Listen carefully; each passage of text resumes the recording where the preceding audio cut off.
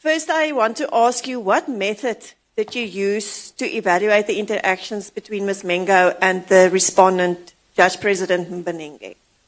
Certainly. So I think the starting point has to obviously be some kind of definition or operationalization or understanding of what does the term sexual harassment as an overarching term or as an umbrella term that comprises different kinds of conduct. So in terms of the code, it's prescribed, it's recognizing there are 4 different kinds of conduct. These can take the physical forms. So it's looking at the form that the sexual harassment may take. It can be expressed physically in the terms of unwanted touching through to its most serious, which is rape.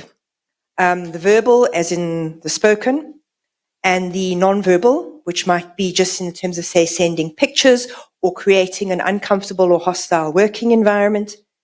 And then the last form is quid pro quo, as in you do something for me and I'll do something for you, which is really just give me a sexual favor or benefit or something, and I will give you a benefit in exchange. So those are the 4 forms of sexual harassment set out. In terms of the code, I've put it into my report in a verbal conduct from whistling through all the way through to jokes, repeatedly and persistently asking somebody out on a date, etc.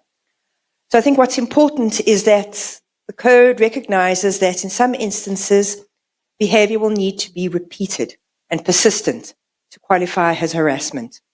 But there are some forms of behavior which only need to be, which are egregious. They only need to occur once. So for instance, grabbing somebody's crotch is grossly offensive. You don't need to do this on a repeated basis before somebody recognizes that that is harassment. So I think one of the ways we can think about it is as a repeated transgression of somebody's boundaries. You said no, or you've tried to communicate no, or you have indicated a reluctance and an unwillingness, and that keeps on being ignored. Just a little bit slower Sure. so that everyone can take notes. So there must be repeated transgression of somebody's boundaries. Yes. So saying no or indicating that something is unwanted or showing that you are reluctant and that you are unwilling.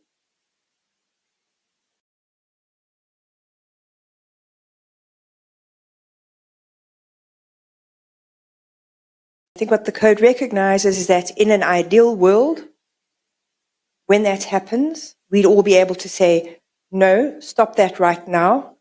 This makes me uncomfortable. Please do not do that again. But the code does recognize that that's not always possible. It talks about, for instance, you can just walk away or not respond. And much of the literature, much of the legislation looks at the fact that one of the reasons why sexual harassment occurs and why it is so difficult to deal with is because of power imbalances. And that is where one has to look at these very carefully in order to consider, was somebody genuinely in a position to say no? Could they clearly communicate how they felt about a situation? Could they tell somebody to stop? And we can see in law that those kinds of situations do occur. And if you look at rape, for instance, there is quite a clear recognition that there is a difference between submission and consent. That one can say yes, because saying yes might be the less worse of 2 terrible choices. And that if and that's submitting, that for consent to be meaningful, it has to be genuinely given. Otherwise, it is simply superficial. So there has to be a substantive, meaningful sense undergirding a consent. It's not meaningful to say, oh, you consented if your child is in the room at the time and you are being raped. Saying yes does not mean you were consenting, you are submitting because of what is going on. So I'm using the example of rape, but law has recognized that there are occasions where it may look like you are agreeing to something, but it's not meaningful agreement. So, and I think there's also increasingly a recognition that consent to one thing doesn't imply consent to any behavior that follows. So wearing a short skirt and accepting a drink does not mean you have consented to any other behavior beyond that, for instance. Sorry, I didn't understand the previous point you made. Which one? The point just before that one. You're talking about as if consent may not look genuine, or may look this way but may not be genuine, or something to that effect. Yes. Just explain that. Sure. So I'll use a very blunt example.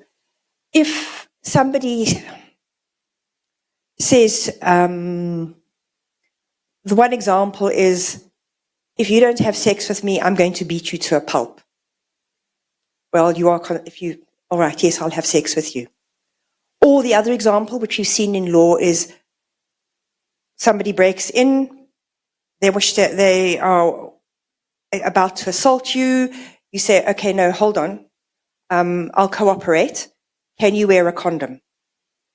They put on the condom, rape, and then leave. We have had cases where the law has recognized that you saying to that person, okay, I'll cooperate if you stop beating me and wearing a condom, that did not mean you consent to what happened. What you tried to do was, you had the option, there was no way you were not going to escape being raped. All that was within control at that point in time was whether or not you were going to also be beaten very, very badly and possibly end up with a sexually transmitted infection as well. So the courts have understood that under some circumstances you have very constrained choice. It is very restricted. You have very few options. You try to exercise what agency you can within a very limited context of choice. That where that context and those constraints are so limited, you can't genuinely call that consent. That is submission.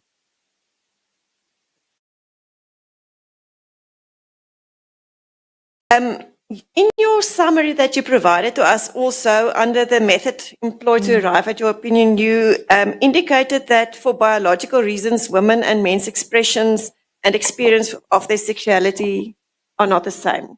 Can you explain that to us as well? Certainly. So I think one of the things one also has to take into account is that we have a history of thinking that, well, men have these explosive, uncontrollable sexual urges that once aroused, they cannot be stopped. And I mean, this is what some of the mythology that has informed and excused rape, for example. Oh, she had on a short skirt and I was so overcome and she'd allowed me to fondle and kiss her and I was just so overcome with my feelings that there was nothing I could do except continue.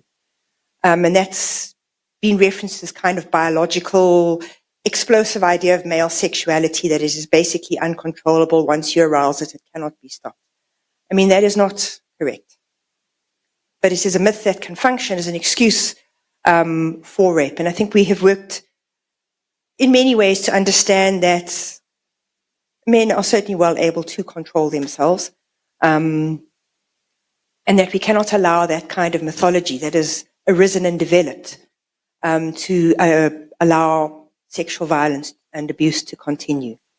So I think when you look at cases that involve sexual harassment and sexual abuse, it is important to understand whether or not there is any recourse to myths and stereotypes in order to explain conduct.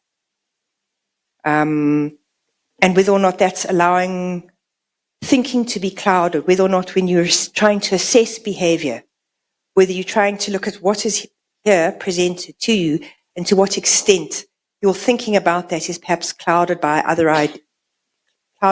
ideas or ways of trying to explain what you've seen. And I've said one of those which is often clouded thinking has been this idea that men and women have vastly different sexual urges. Men's are much more urgent than women's. And I think the other idea that has developed from that is that men pursue, and it's up to women to say yes or resist. So we live in a society that has granted men a much more active sexuality and women a far more passive sexuality. They wait for men to approach them. They do not go out to the first man they see and say how fabulous he looks in that pair of tight pants and when can they get together. Society would think that's a little strange, whereas we accept the idea that if a man will go up to a woman, say, you look fantastic, whatever. So we have created a society that does treat men's and women's sexuality very differently. I mean, as a very common example, if we talk about sexuality, is that take the word whore. It's very hard. It's a word we use for women. It's very hard to find an equivalent for a man who we consider to be overly sexual in an insulting way. We might call him a stud, for instance, but that's admiring and speak of his virility. But when we talk about women who are very sexually active, we tend to use very derogatory terms like whore. So I give that as examples of the way in which society has constructed quite different ways of thinking about men's and women's sexuality, in which active sexuality in women tends to be frowned on, whereas active sexuality in men is recognized, acknowledged, and even admired. And I think that is what can also make sexual harassment quite difficult, is that men will persist saying, oh, but, women just they just need a little bit of persuasion. I just need to work a little bit harder. Or the other myth, women say no when they mean yes, and women play hard to get. Those kinds of stereotypes that I think get in the way and make it difficult to deal with harassment. Thank you. If we go to 2.1.2 in your summary, that is where you say that in the case of sexual harassment, these gender relations of power can become complexly intertwined. Can you explain that for us slowly? Sure. So we have, I think, already what we can call gendered power relations that tend to structure relations between men and women in a particular way. I've outlined some of those. Men advance, propose, women accept whatever. So you've already got that kind of relationship. And I think it's also a power relationship in the sense that, there are many examples of it. The Constitution has tried to address it. We speak often of gender inequality, which manifests in a range of ways. Workplace is one, in that you will find who performs what work. And this is precisely why we have things like employment equity and affirmative action in order to address this. Who does what work is very gendered. So if you walk into a garage, for example, you will find that most mechanics are men. It will be unusual to find women mechanics. If you walk into an office and you look at who are the secretaries, they will predominantly be the women. If you look at who are the CEOs and the senior managers, they will predominantly be men. So you have that kind of structuring in terms of who holds positions, who is likely to hold what position, and what kind of qualities we associate with women's positions. So secretary is often there to serve, to make coffee, to make tea. I'm speaking now obviously in very general terms. Is supposed to be doing the service side. Women are more typically, or anybody else who's in a subordinate position, there to listen and to carry out instructions. So you have that kind of, you bring in the gendered social relations, and then you see how gendered relations also inform workplace structures. Then workplaces obviously have their own sets of hierarchies. In order for people to do their work, clearly those who are in positions of authority need to be able to have the authority to be able to instruct, in order to be able to ask people to do work. And if people do not do work, to take the necessary steps to ensure that they do the work. So we have these complex, in terms of labor law, what do you do in terms of disciplining, instructing, the consequences of not performing, etc. So you have those who can instruct and who can't instruct. Hence your ideas about insubordination, because you are not obeying instructions, for example. So workplaces are quite clearly structured they are hierarchical, because you need to have that kind of relationship And they are more or less hierarchical. Some are extremely hierarchical. If you look at the police, for example, that is command and control. It is instruction, the same with the military. But you wouldn't quite find that kind of degree of control in your everyday workplace, for instance. But nonetheless, there is still an authority structure because of the nature of work and what needs to be done. So you have those kinds of relationships, and it's why we have workplace law, is to be able to set out who is overstepping their authority, who is disregarding authority. So, and with that, you also have your things like your job descriptions in order to set out who is required to do what, so that again we can get into these questions of, I can instruct you to do this because your job is required. This is your job, or I don't have to do this because this is not part of my job. So workplaces, different industries have different norms, but they are very structured in terms of how do you work, who does what, who says what, who listens, who obeys, what are the sanctions. So that is why it can become quite complicated once you're dealing with sexual harassment, because saying no to somebody who is your senior is difficult. Firstly, it is an inversion of the relationship as to who directs or instructs and who follows instructions. So for a junior person to tell a senior person, it can be a very difficult thing to do precisely because there is that inversion. The other thing is, what are the consequences of me saying no to somebody who holds a higher position in the hierarchy than I do?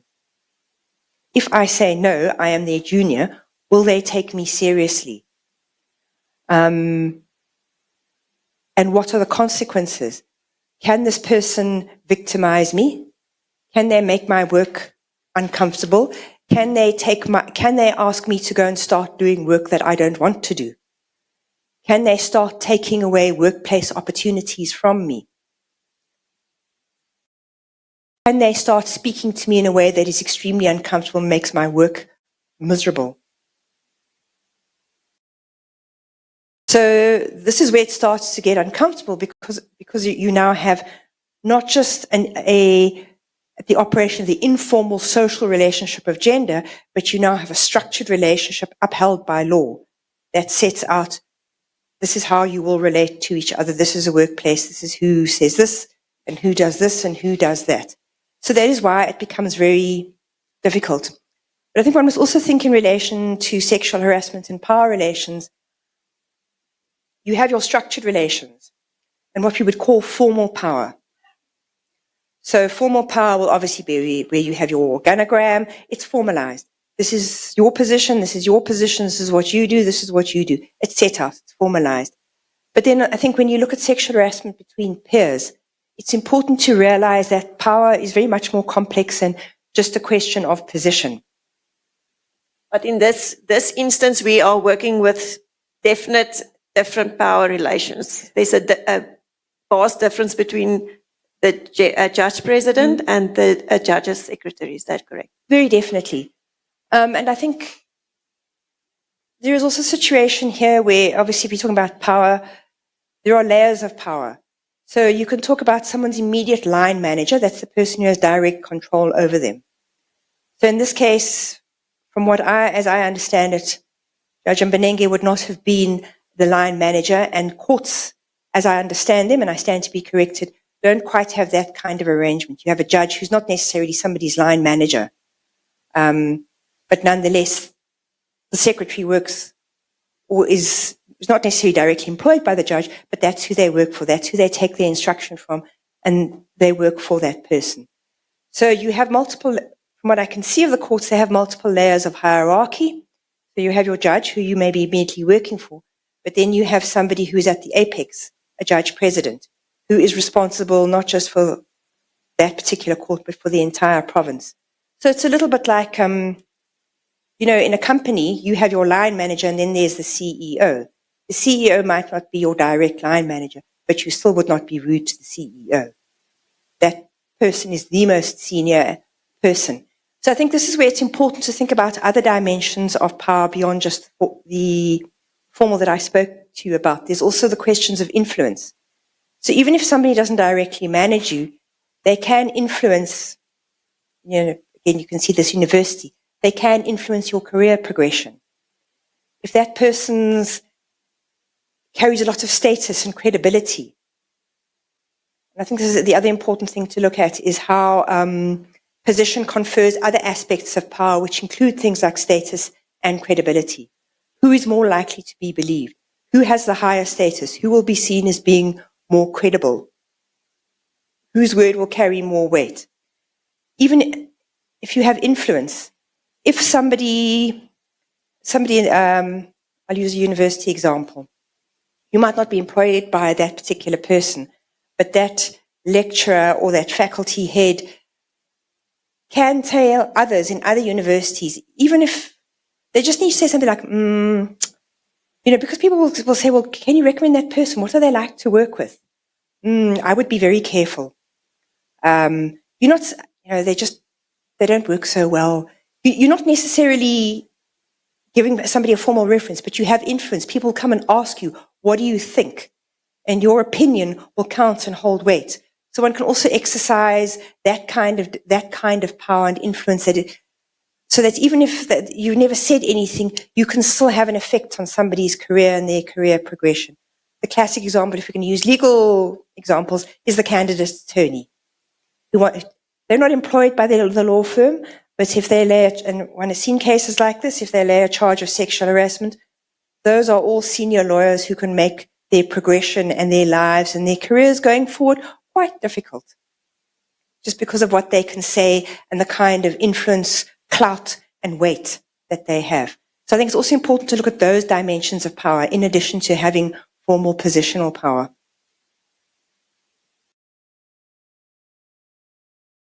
You mentioned the Code of Good Conduct, the 2022 Code of Good Practice, on the prevention and elimination of harassment. Where did this code come from? What was the starting point for this code? It derived from? Isn't it the Employment Equity Act? Yes, and it's actually the early code of 1998, when it was called the Code of Good Practice on the Handling of Sexual Harassment. And then it was broadened and widened. And this code has also been influenced to some extent, I think, by the International Labour Organization. All right. Now, in 2.4 in your summary, you also said that this code also offers some guidance on how conduct may be assessed as unwanted, recognizing that non-consent does not only take form of the stated no. You did mention it a little earlier, but just explain that again to us. Okay, so I think, as I said, in an ideal world, we would all be able to communicate exactly what we want, need, and mean under all circumstances. But it's recognized that that's not always possible. And also, I think that people can be confused and not always know what to do initially. So it's recognized that you can communicate no in different ways. One of these would be to simply stay silent or to walk away. Or it could also include things like going to somebody else and asking them to intervene on your behalf, to have a word in somebody's ear, for instance. You can deal. There is a recognition that there are different ways in which this can be communicated. Do I understand you correctly? The code says you do not have to say no using the words no. You can use these other tactics also to convey your correct message as being no. Yes, and the code also recognizes that because you've previously consented in one thing doesn't mean you've given consent in perpetuity. You are required to check if your behavior continues, if behavior continues to be wanted. I think it's following broader trends that we're seeing, for instance, in two cases. The one was the Embrace Dignity matter, for instance, where the idea is that consent now we have to look at consent differently. We can't just rely on subjective perception. You actually have to think about, is it reasonable? The laws also, as I said, had this recognition of coercive circumstances. In relation to rape, for example, it recognizes that there are situations, and it's going back to this point of submission, and one of the points it looks at is where there is an abuse of power or authority.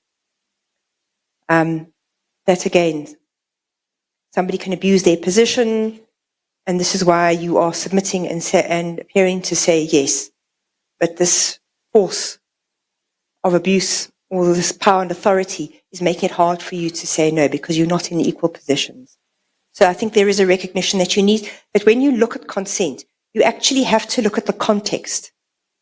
What are the circumstances under which somebody is saying yes or no or not saying anything at all?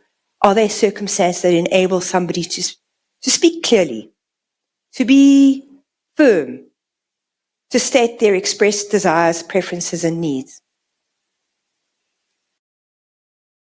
Just explain to us, how does the concept of coercive circumstances help us understand consent in contexts where power imbalances are present? Well, you have this in the Sexual Offences Act, that there is an abuse of power or authority. So coercive circumstances help us understand that it's hard for somebody to say no because of the authority that the other person wields. That person's, them saying no, that person is in a position where they can make life very, very unpleasant. So coercive circumstances you can think about as the recognition that it is a so-called choice in a context of no choice or constrained choice.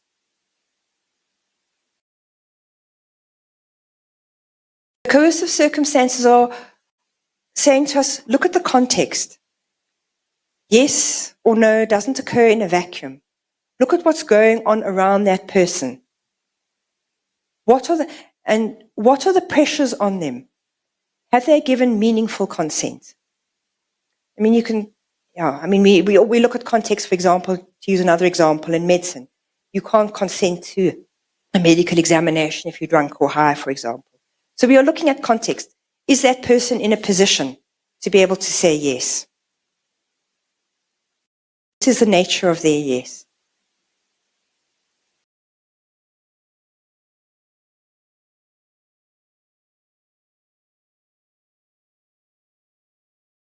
And how do you approach the interpretation of WhatsApp messages in the context of harassment?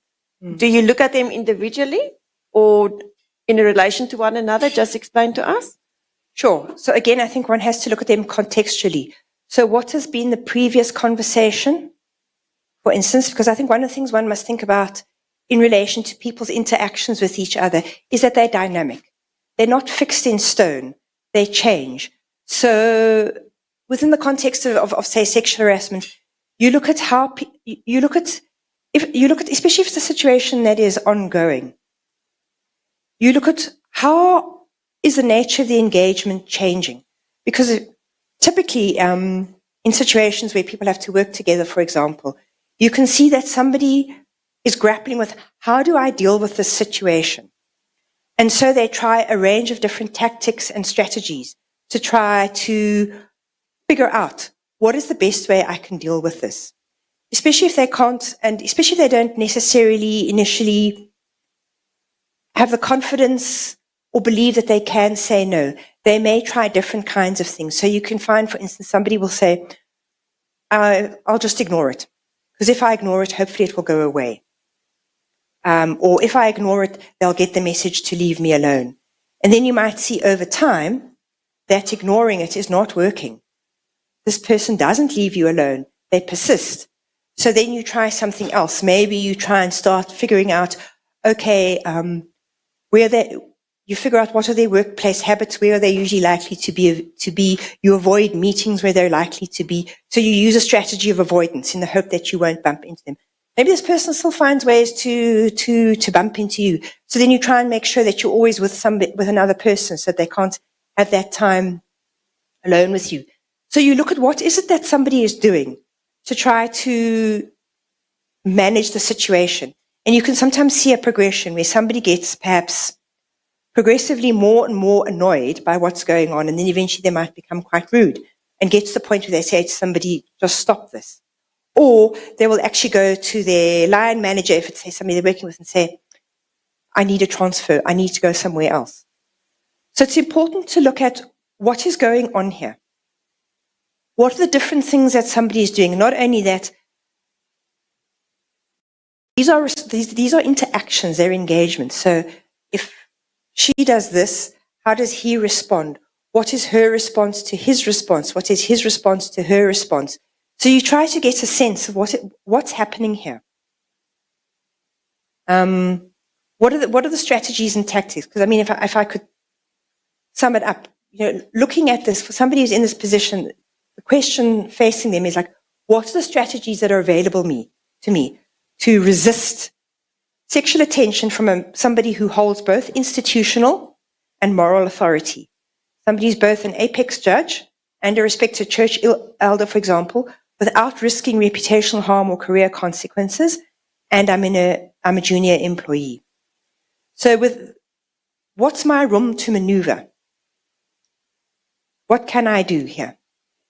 And so you'll see different strategies being tested out to see what works, what stops this person. And I said, sometimes you'll see a whole lot of this happening before somebody gets to a point where they'll actually go and lay a grievance.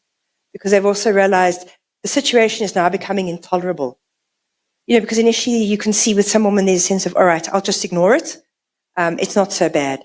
Actually, after a while, when it's repeated, it is that bad.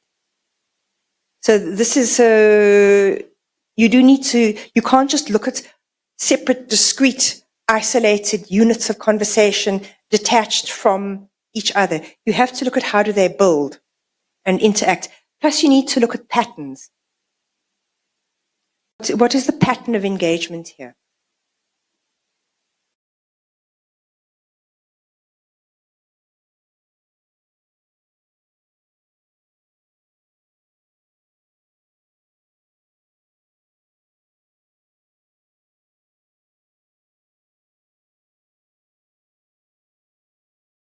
I see it's 11 o'clock. Can we continue or should we break for tea at this stage? Because I'm going to move now to her findings.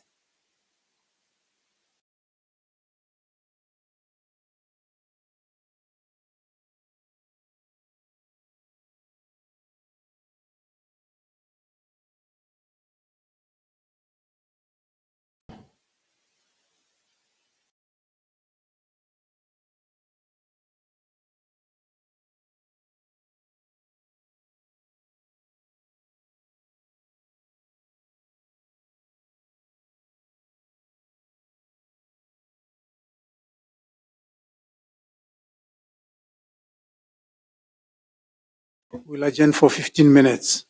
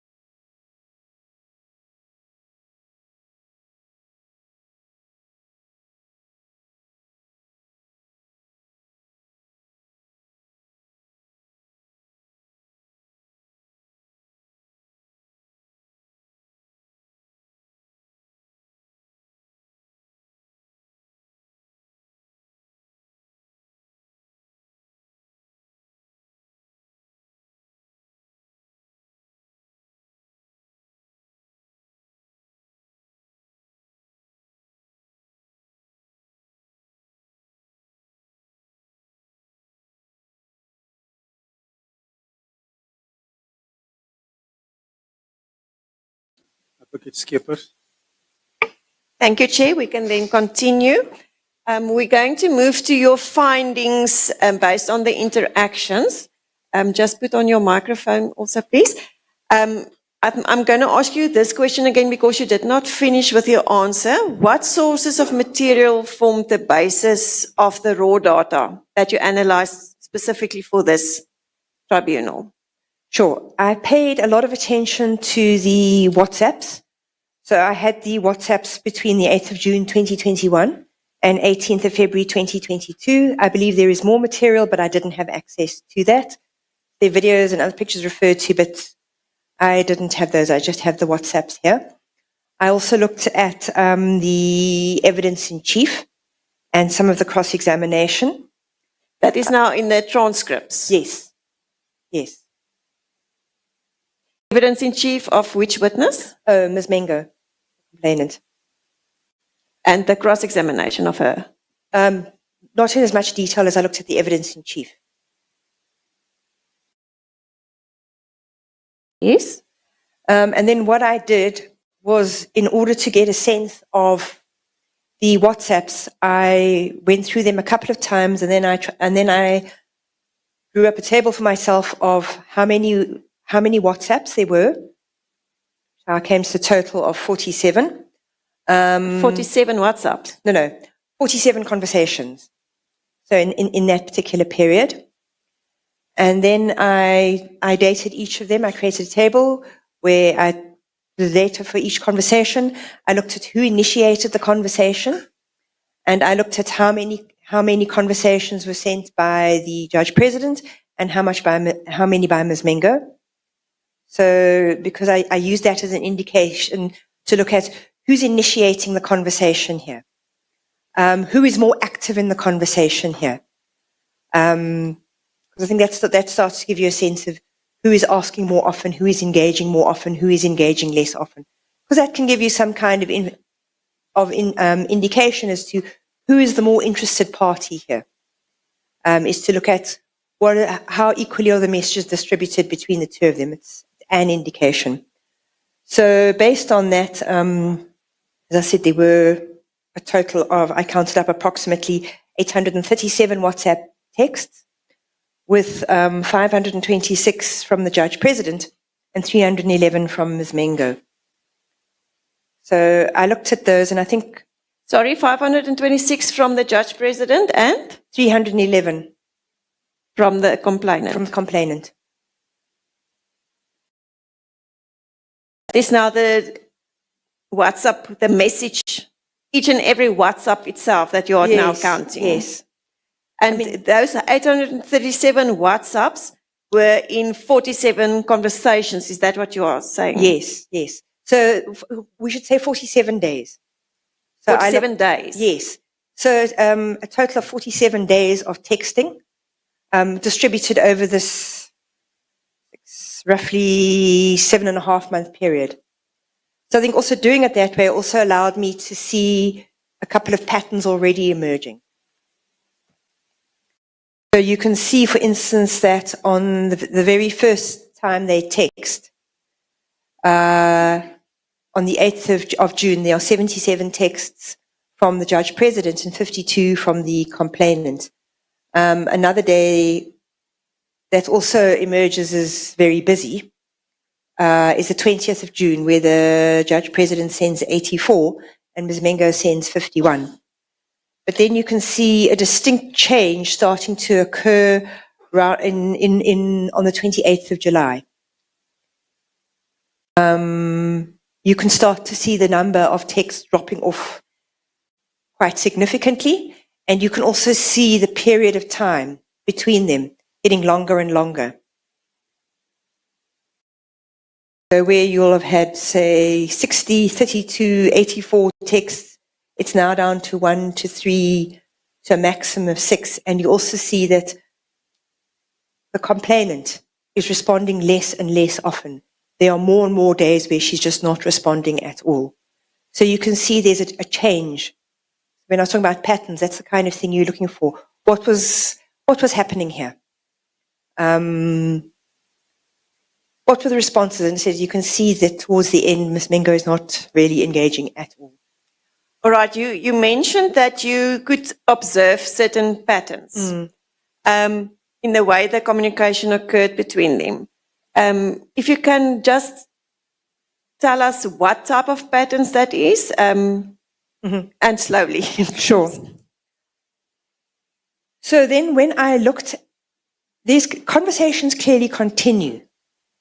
So something might be said on one day, but it might get picked up in another conversation on 2 or 3 further occasions. So you look for that.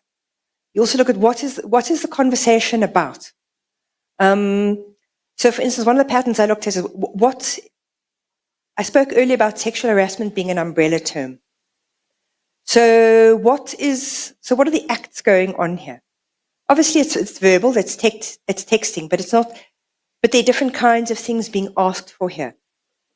So one of the things that I noticed was requests for photographs. From whom? From the Judge President to Ms. Mengo.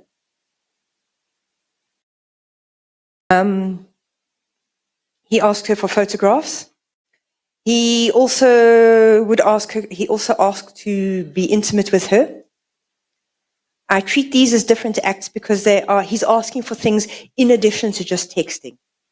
He's not just saying, let's have, as he put it, naughty talk or naughty chat.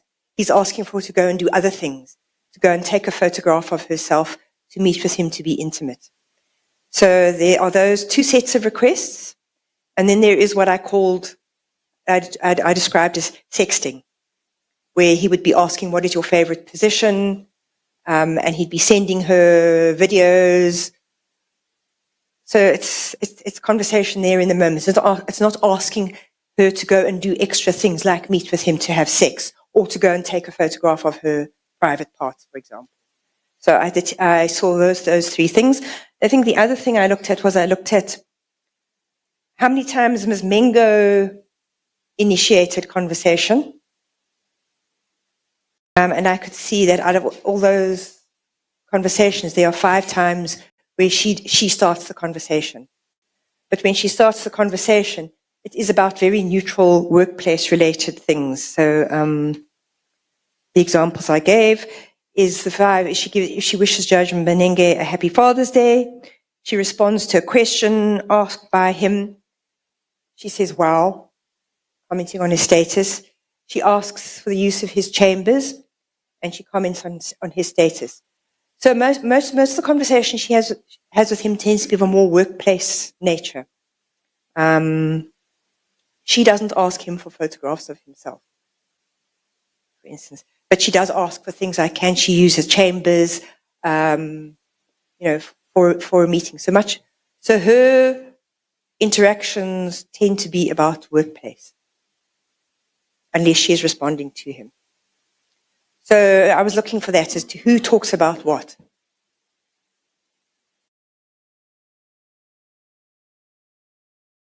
And then the other kinds of patterns I was looking at was how often, because, one of the key components or defining characteristics of harassment is that it must be repeated. So I looked at how often is something asked for. So in order to see, would this qualify as persistent? Would it qualify as repeated? And then I look at the nature, and then I looked at how does she respond to those requests? How can one characterize them? And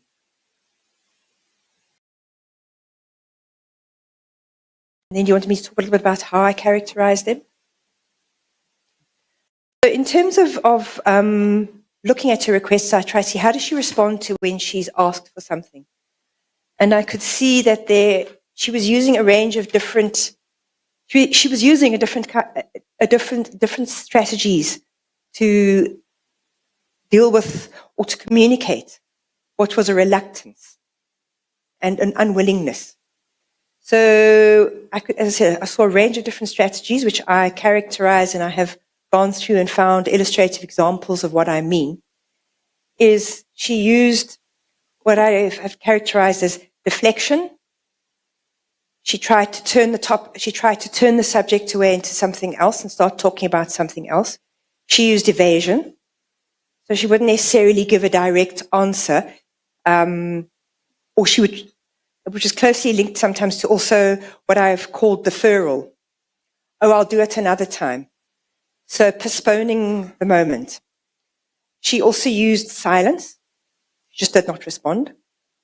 She also used what I described as accommodation, where she would try to accommodate or engage with a request. And she also used active resistance. No. So there are a range of different strategies that are being used, and they're also changing over time. And I think that you can see her figuring out what does or doesn't work and then adapting her efforts accordingly.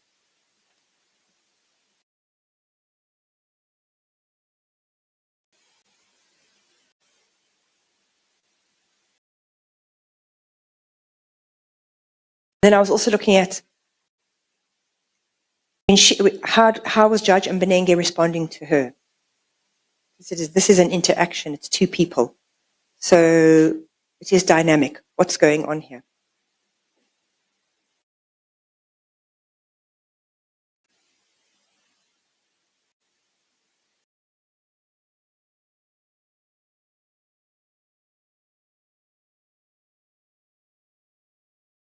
Right. In your summary at 3.2, you said that Judge Mbenenge and Ms. Mengo's interactions occurred within the context of three different kinds of asymmetrical roles and relations. If you can go slowly through the three different kinds of roles. So the first is the obvious one, and that is prescribed by the courts themselves. That's the workplace relationship. So Judge Mbenenge is the Eastern Cape Judge President, and Ms. Mengo, the secretary of an unnamed judge. So that's in terms of hierarchy and workplace, but I think there's also the question of status. Whose work will enjoy the higher status? And a judge, and especially a judge president, will have higher status than that of a secretary.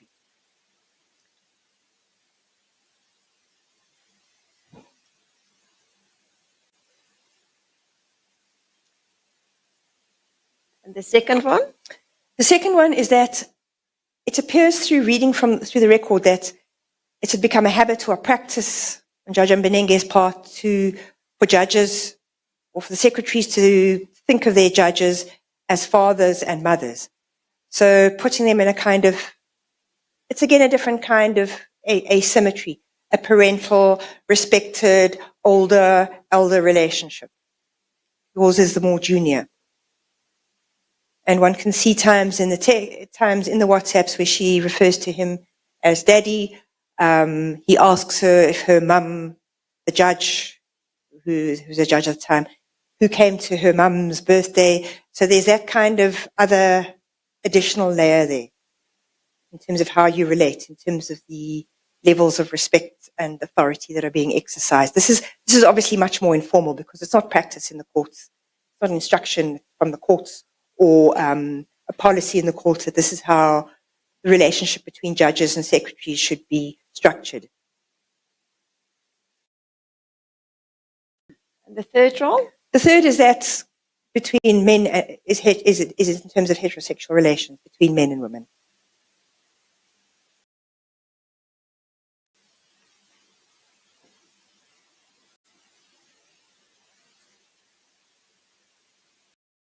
That is gender.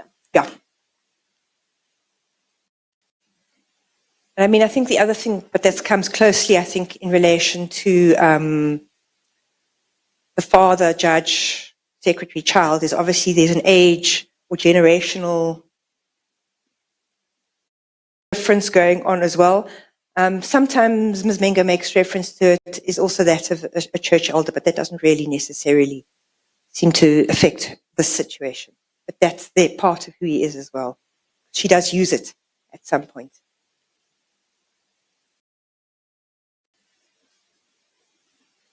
Can you explain what you said here in 3.3? Those roles and the power relations, they represent blurred interactions between Judge Mbenenge and Ms. Mengo. What did you mean by the blurred interactions?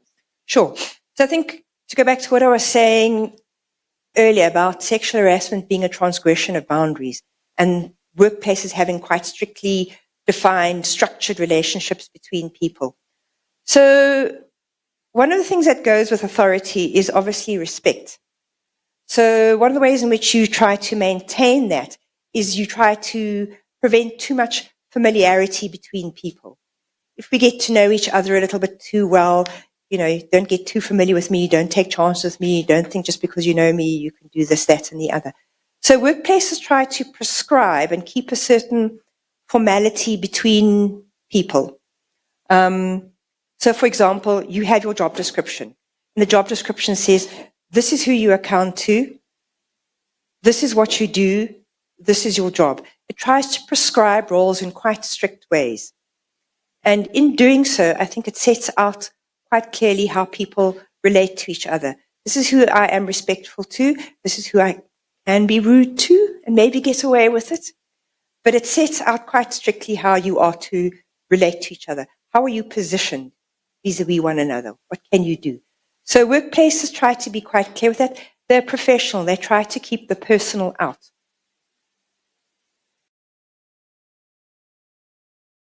And obviously an aspect of the personal is the sexual, which is why you do not have, the idea is you should not be having sexual relations in the workplace because they bring the personal in. You try to maintain the relationships as professional. So you have that relationship. So when you start bringing the personal in, you are now blurring that workplace role. And you are creating a confusion for somebody. This is my role in the workplace, but that is not how you are relating to me. How can I now respond to you? Because your relationship on a personal level, and if I relate to you on a personal level, then I run the risk of transgressing professional roles, functions, and rules. And this is how you can get what you might call a situation that's called a double bind. You have this conflict.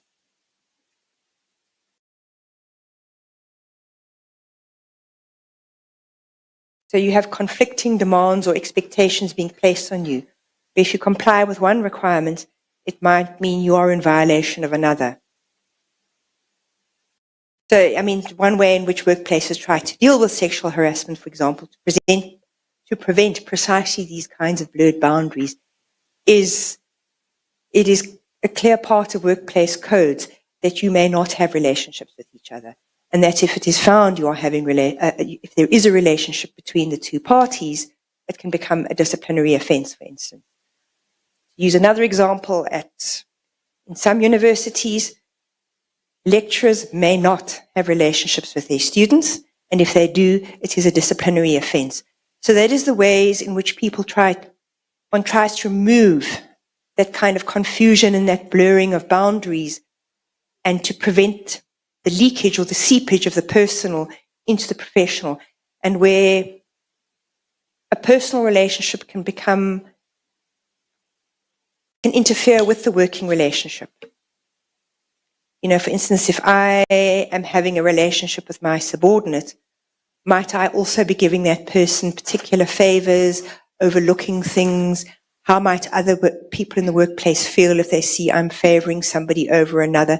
So that is why you try to keep this out, so that you don't allow for this blurring and for additional factors that are not relevant in the workplace to suddenly start becoming salient. So that is where this is what I'm saying is this double bind. Am I responding to you personally, or am I responding to you professionally? In a context where this is supposed to be professional and the personal should not be brought in. And that conflicts as to what do I do? How do I resolve this conflict? It's very difficult for someone. And if you bring it into this interaction between the Judge President and Ms. Mengo, did you find any blurred interactions between their conversations? Very much so. To begin with, I think just the contacting her after hours. The very first contact, for instance, follows as a result of he sees her early in the day, he sees a child, he asks about the child's father. She says, no, we are no longer together. And hours later, after hours, the Judge President then contacts Ms. Mengo to say, oh, well, you know, I'm sorry if I might have embarrassed you. Now, that is not a workplace conversation, and it's after hours. So that's the first kind of blurring as to why is he getting in touch with her. And then we're getting into personal questions. So how many children do you have? It's not necessarily something you need to know about. That's more of a kind of getting to know you kind of question.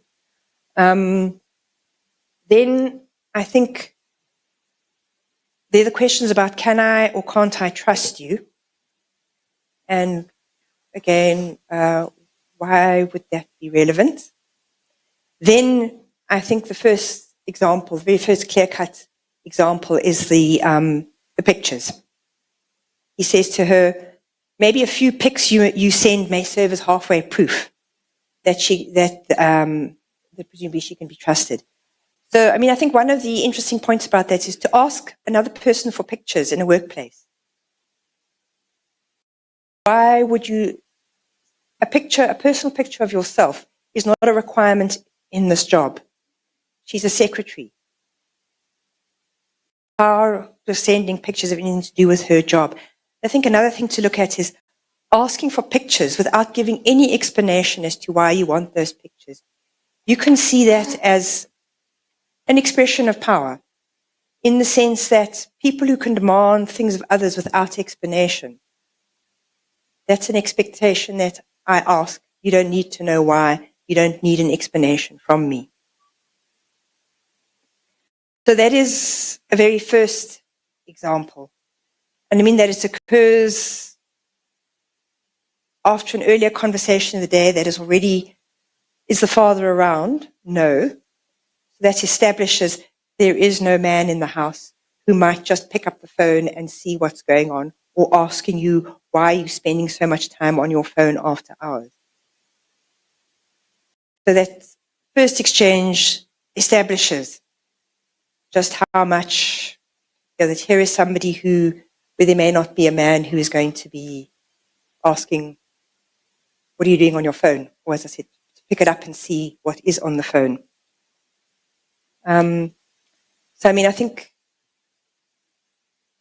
asking for pictures, but then the question is, then there is still in the same conversation, take off the clothes on your upper body. So for an employer to ask an employee to take off the clothes on your upper body, presumably he's meaning a topless picture. Again, how does that have anything to do with the job?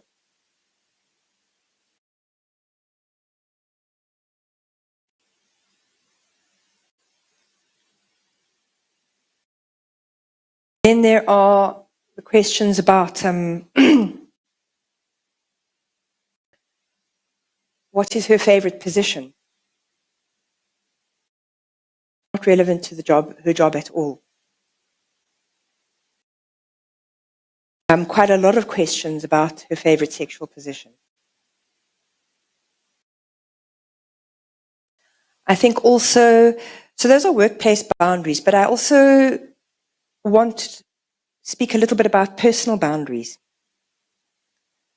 So, for instance, there is a day in which there is a taxi strike and it's been quite difficult at the court.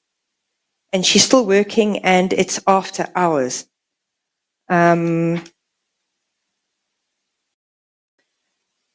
he's still asking about a conversation from the previous night about positions.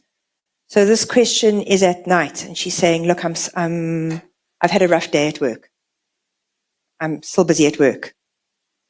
He disregards that and says, Where were we last night? We were warming up, again referring to the questions about her positions. And then he continues, like, she says to him, "Oh no, are you still referring to that?" His answer is, "Purely because we were about to land." And her response is, "Do you know that my exhaustion is extreme?" So she's telling him, "I am tired." She's still at work, and yet he is asking about her favorite sexual positions. And I mean, she actually says this a couple of times. I'm supposed to be working and you're asking me about these things. So I think there are those examples where she said, I'm doing something else. That is, and I'm tired. That is not respected. So those are in between and that's in between, I think, the workplace roles and boundaries.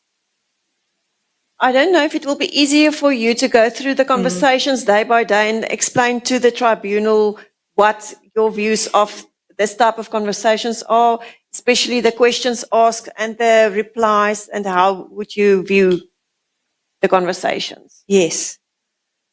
Chair, I don't know if you want to follow the conversations. It's the WhatsApp conversations in volume 3, page 1156.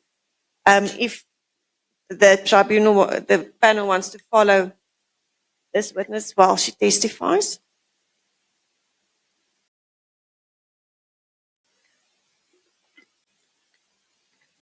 I think as I go through it, I can give you these examples of what I mean by when she's evading, she's deflecting, she's avoiding, she's attempting to resist, or she's attempting to accommodate him. Yes, that would be great, so that we can follow exactly what you mean by saying Okay. she's the way she reacted. Okay. My versions are not numbered like yours. If you can just tell me on what date you are, then Okay. I will refer the panel to the specific pages. Are we going to start at 8 June Yes. 2021? That will be on page 1156. Yeah. Okay?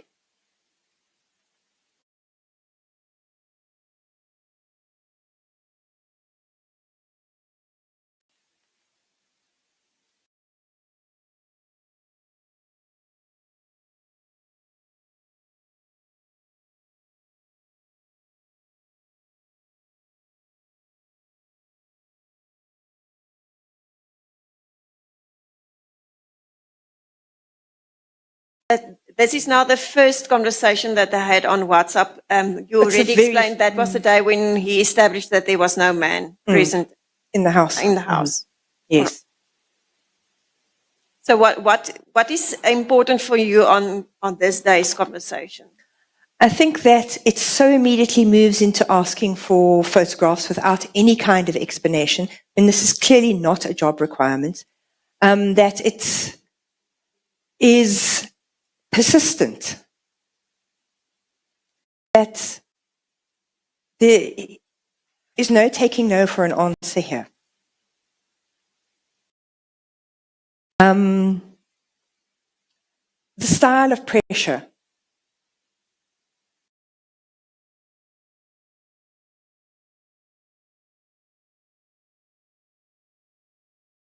What do you mean by the style of pressure? If you can give us an example.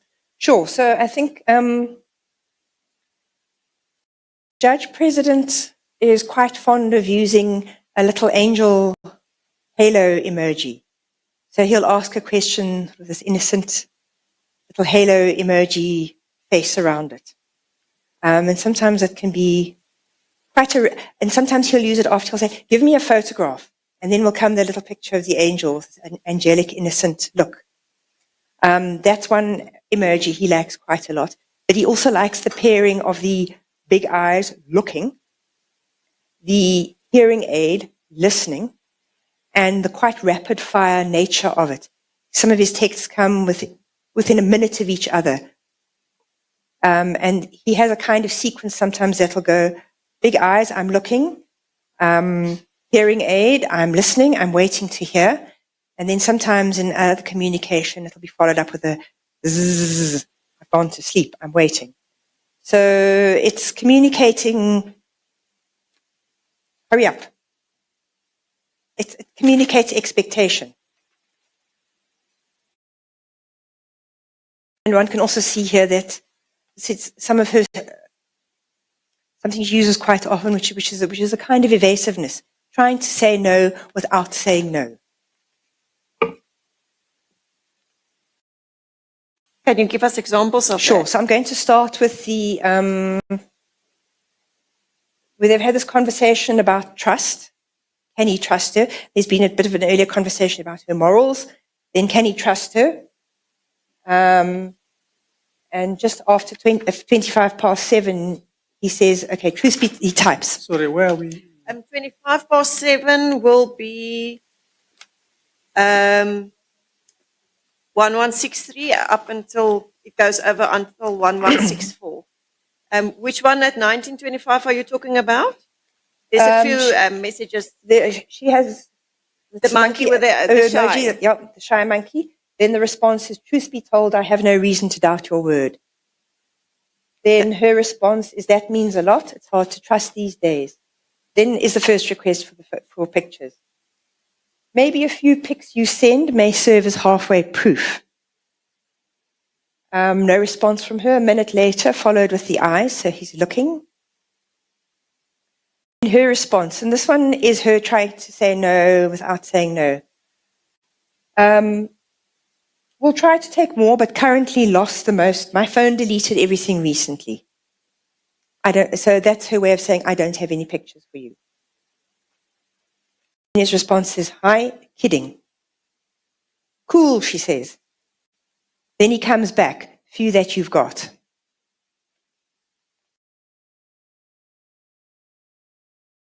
Then she says, will do. So there are the eyes, the eyes, licking of lips, eyes covered. He doesn't respond. 45 minutes later, he's saying, you are quiet. And then she says, oh, you want them now? Sorry, I was still at the gym. So here you have her first trying to get to avoid by saying, oh, my phone deleted everything. He doesn't take that. He says, but a few that you've got. Although that's kind of saying to you, I don't have anything to give you, but you must have some somewhere. And then she just doesn't respond to that. Then he follows up. And so she says, oh, I was at the gym. So I'm doing other things. I'm not focusing on you. I'm not concentrating on you. I'm doing other things. So here she's used a kind of deferral. He has waited. She has tried to... I don't understand. Sure. What? Are you saying she was not at the gym? No, she's saying to me, I was at the gym, but Sorry? she's saying I was doing something else. I was not going to... He was expecting an immediate response. And she's saying I was doing other things. That's how I read that when she says, sorry, I was still at the gym. Which may be true. Exactly. But the thing is, she was doing other things. It's more the point here, I think, to look at is that he asks, she says, I haven't got any. Then he says, you must still have some. Then she says, will do. And then he's waiting as if he's expecting them immediately. Then she's saying, I'm sorry, I was busy doing something else. So she's not exactly rushing to do what he wants her to do. She's deferring, saying, okay, we'll do.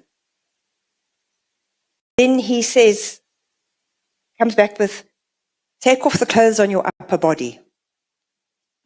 So it's not just now he wants a photo of her, I'm presuming with her top off. Then her answer is again, and she's this is again an example of deferring. At what time, can you just give us a timestamp Sure. of that? So I'm assuming this is Kulula Umtla. So it's 2028. 2028, yeah. Then she laughs and says, we'll try later. So it's the second time she has said, oh, I'm busy deferring. So it's another example of her deferring.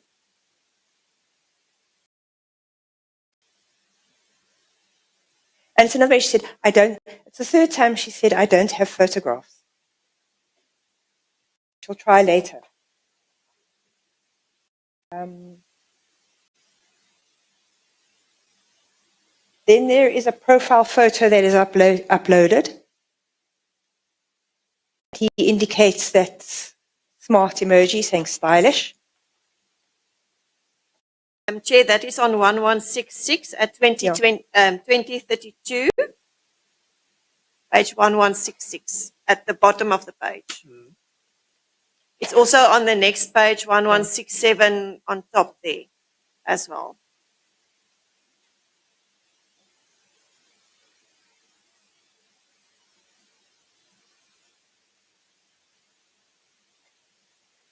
She said, we'll try later. She's again put off once again, taking the photos. And he says, please, for that assessment. Stylish, which is her having put up that profile picture. And then he says again, I'll wait. Presumably, and this is in response to her saying, we'll try later. And this is for his question about take off the clothes on your upper body. He's saying, I'll wait. He puts his hands on his head and says, robbed. Then there's a discussion here that I think is quite important where he calls her tricky and a trickster, which is saying that she's avoiding and evading, giving him what he wants. She says, do you see I've given you the picture. I haven't given it to you directly because it is inappropriate. So she's put up a profile picture which would be accessible to everybody, which everybody can see. She hasn't sent him a personal picture of herself, certainly not without her top off. And he's calling her tricky and evasive for having done that, for having conned him and scammed him.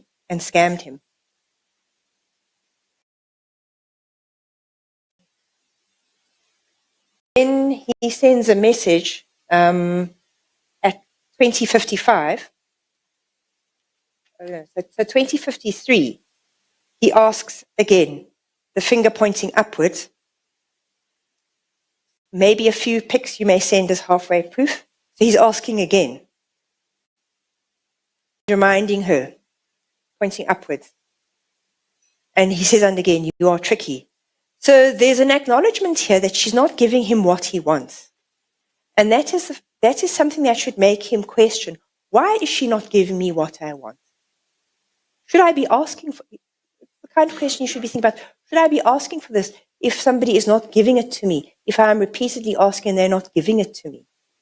Maybe that should make you stop and pause as to why not. So then there is go halfway now, then leave the rest for another day. She says, will do. I think it's worth just saying how many times she's going to do it, but doesn't do it, because that alone should tell you something. That she's saying she will do it is, I think, a way, this is what I mean by deferral, as a way of giving a kind of superficial agreement without having any intention of complying. She's saying, yes, I'll do it, but I'll do it later. I'll do it at some point. And then there is the 50% at 2056, so 50%, again, presuming how much of the clothing he wishes to have removed. The snigger, eyes covered emoji. Let me just understand. Are you saying that, is it your evidence that she did not have an intention of doing so? If I look at the end of the day, there was no photograph with her clothing off to send to him. She never sent him that photo. So I read this. When people say they will do something and they don't do something, then you can see that they didn't want to do that. Really? Yes. They might have wanted, but because of certain circumstances, those circumstances prevented them from doing so. That could be possible, but if you look at her evidence, I don't see any evidence of her ever having sent him a topless photo. No, that's not the point I'm asking. On what basis do you say she did not have the intention to do so? if I look at the context of a conversation and the way in which it is unfolding, she's saying to him, I'm going to do it, but she doesn't do it. Or if I'm going to at some point in the future. What if she didn't, in fact, intend to do it, but later changed her mind?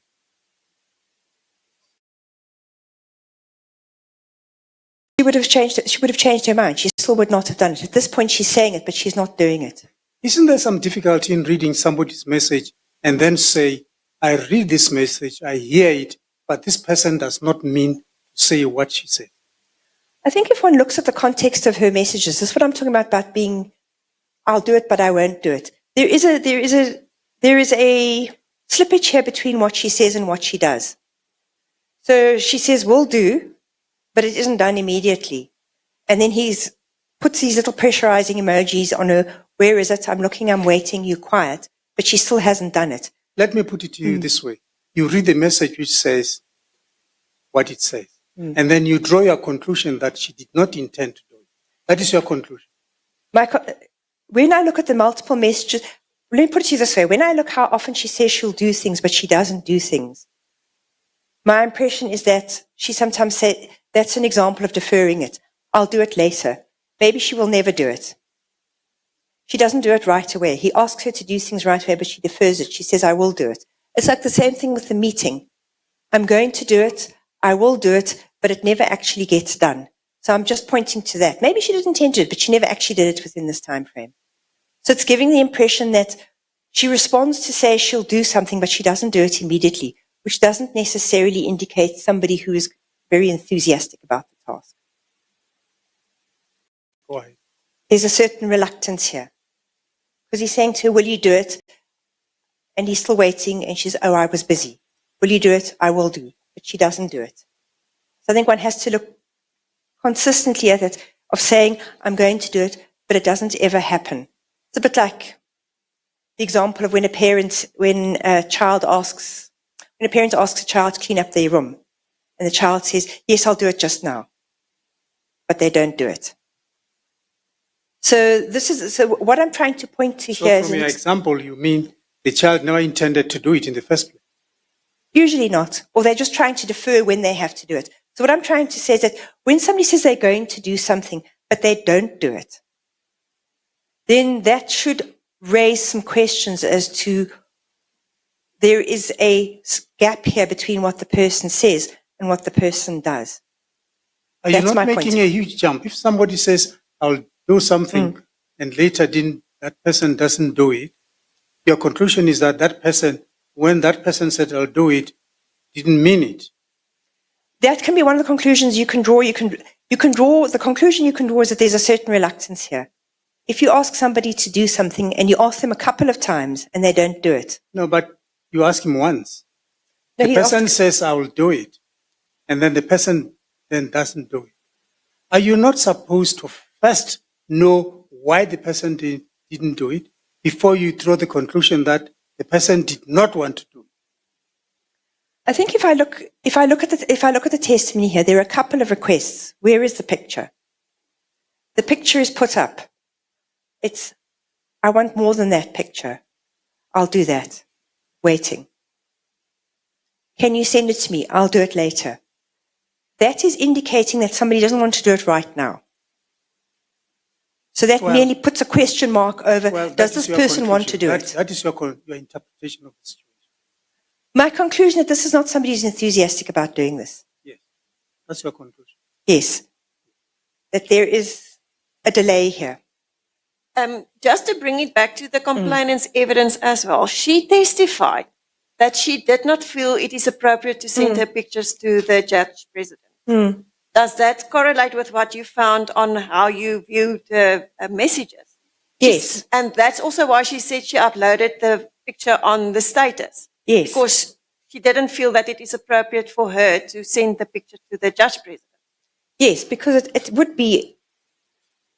is an inappropriate request from a senior person to a junior person. Can I have a photograph? Yeah, I do think the Advocate Skeppers is suggesting answers to the expert. I don't want to disrupt it, but I can't hear you. I do think Advocate Skeppers, by such is suggesting an answer to the witness.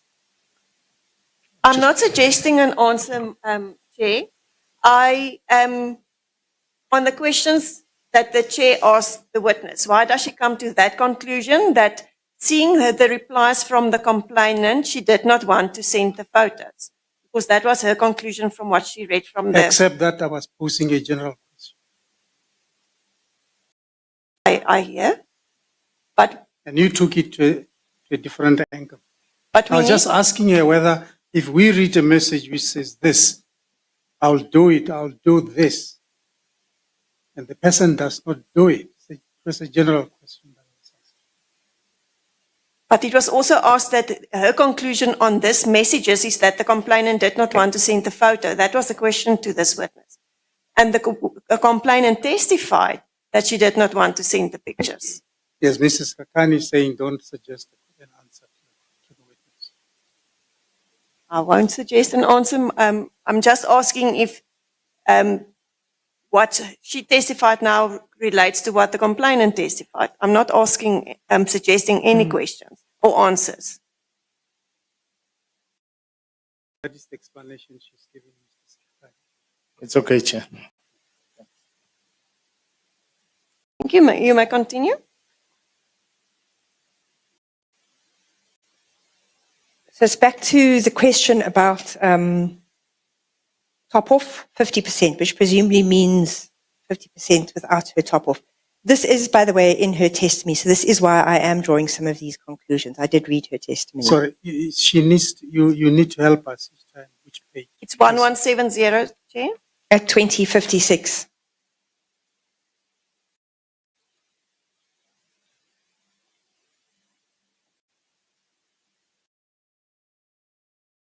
Yes.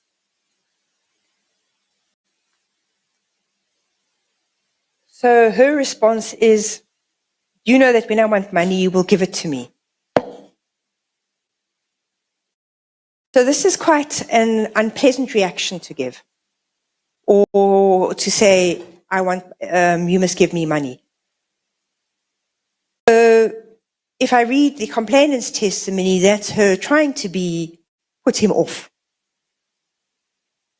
She's trying to suggest to him, this is a mercenary transaction. If you want my photo, then there will be money involved. She's making it clear that this is not an emotional attraction, a fondness. It's now a transaction. And then his response is, life is not about money.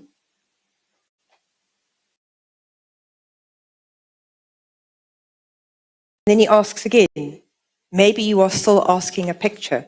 Maybe you're still taking a picture. So I think what's quite important here is to look at, and this has informed some of my thinking around here, is how many times he's asking for the picture. Where is it? Where is it?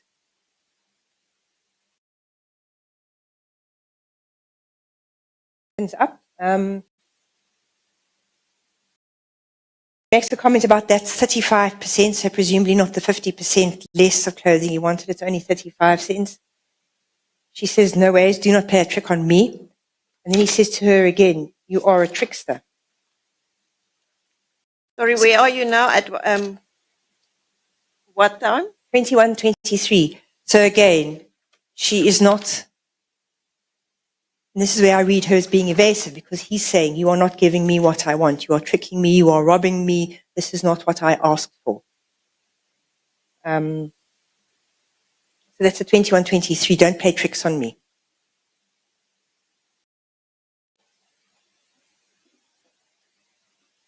And then her response is, actually, it's 70% when adding the other one. So she's again trying to point out to him, oh, well, yes, I've tried to meet what you requested. And then his response, and this presumably is to the picture, is that the other one was a non-starter and you know it. I mean that the other picture, the profile picture, was not acceptable, and she knows that. Her response is, oh no, Jesus. So that one reads as, oh no, you're not satisfied.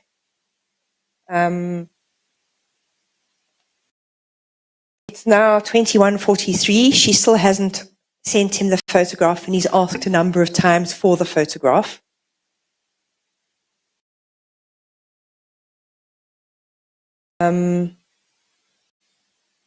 They continue, are you still sleeping? No, I'm still awake. Then he asks her about, remember to delete.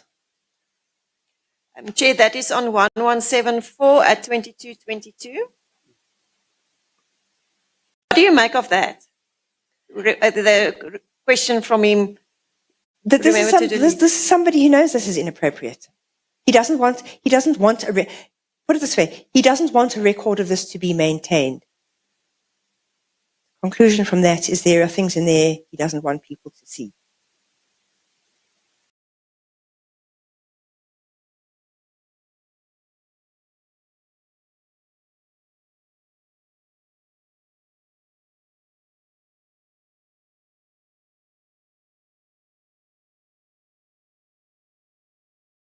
Then we go back to, then we look at 2622, where the question is 50% minus 20%, and her response is 100%. It is on page 1176, Chair.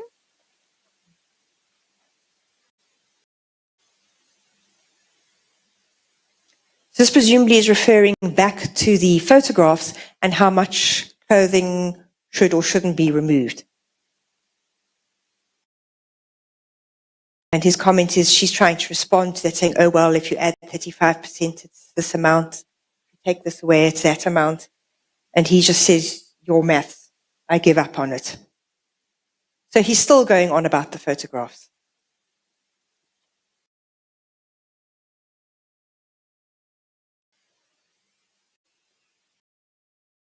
So if you look at this, there are up to 11 different requests from him, or different ways in which he keeps asking for the photo. Even her saying, I will do. Also, he doesn't want to take her word she's going to do it. It's, I want it now. Where is it? What's happening to it? Can it be like this? So there are a number of requests here for the photo, or discussions as to what should or shouldn't be in the photo. This is not something he should be asking for in the first place. And he doesn't explain what he wants the photograph for. The rest of the world is happy enough for the profile pic. Why does he want something different? Why does he want a personal photograph for himself with her top off? And he asks for it repeatedly. And she says in different ways, I don't have it because my phone deleted everything. Oh, I'm busy. Yes, I'll do it. Yes, I'll do it. Oh, but I've put it up. Oh, but if you look at this much, it's that much. So she isn't, and you can see he is dissatisfied with her responses in the way he calls her tricky and a trickster. So he wants something very definite from her, which she is not giving him.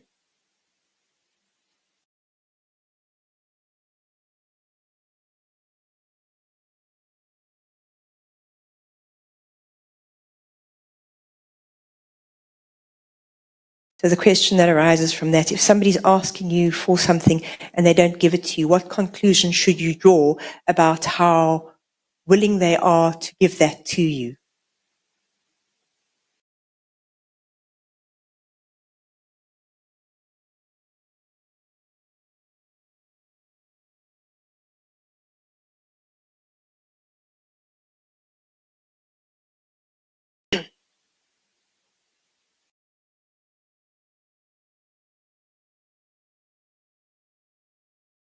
So if we look at the 9th of June at 5:33, the finger pointing upward. Now, there was quite a lot of discussion in the evidence in chief as to what this would... Just hold on, it's page 1178. Sorry for interrupting, yes. That's okay. So at 5:33 in the morning is pointing upwards, which would seem to imply that that's going back to the conversation of the previous day, picking up from that point. There's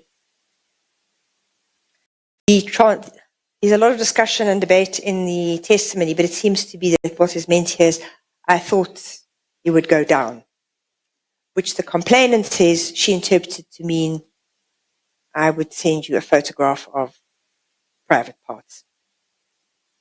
And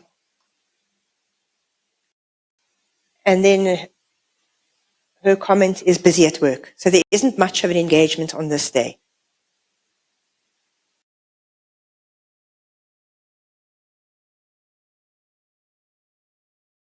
What do you make of this reply of hers? What type of reaction is that from her? I'm busy. It's a form of avoiding. I can't talk to you right now. I'm busy. I've got other things going on.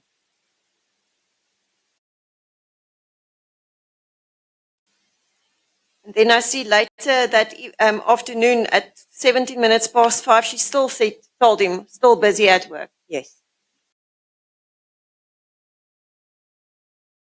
No other conversations that she only replied twice on that day, and both of the times she said she was busy. What do you make of that?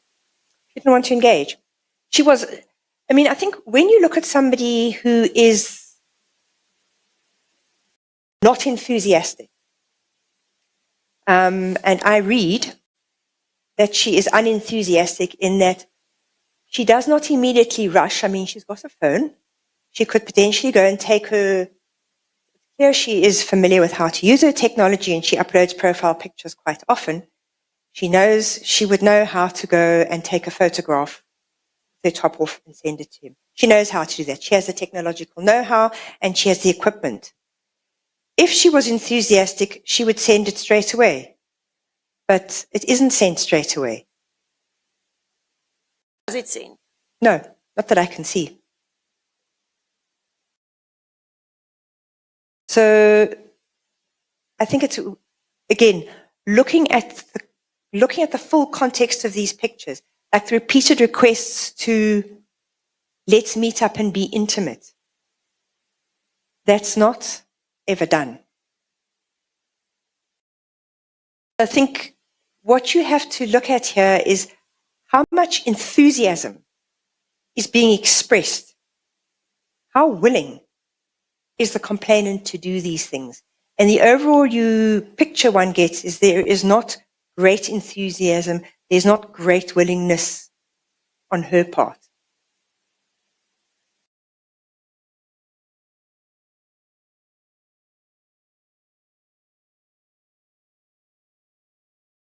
No, Ms. Patel, we are going to depend a lot on these messages. Mm-hmm. As to what they say. Now, I don't know if I understand you correctly. Are you saying that when she said still busy at work, you must understand that message as saying, actually she was not busy, she was just trying to avoid him? Is that how you want us to interpret it?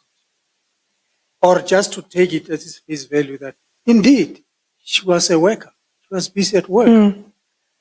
You can read it at two levels. She was busy at work, but you'll see that sometimes he doesn't respect her even when she says that. But what I want to say is that sometimes when people are not enthusiastic, you need to look at their communication at two levels. There's I think especially when people are in a subordinate position and they can't always be straightforward, you do need to consider the possibility that they might be using this as a valid way to avoid having to say no. You do need to consider that. But that is what you're doing. You're interpreting it as an excuse to give an explanation. But my question is, when she says, look, I depend on the messages, still busy at work, why doesn't actually mean that she's actually busy at work? And we accept it that way. We can certainly do that, but I think my point would be to look at, she's often telling him she's busy at work and he still ignores that. that she's not willing to really engage with him. There isn't an enthusiastic engagement because you can stop if you're really keen, you will stop what you're doing at work in order to respond and say, yes, this, that, and the other. So your proposition is, when she says still busy at work, we must read something more into it and say, it shows that she was not willing to engage him. It shows that her work was more important to her than him engaging her. That was more important to her. And even if she uses it after hours, her work, she has other priorities. So what she is saying is that I have other priorities right now.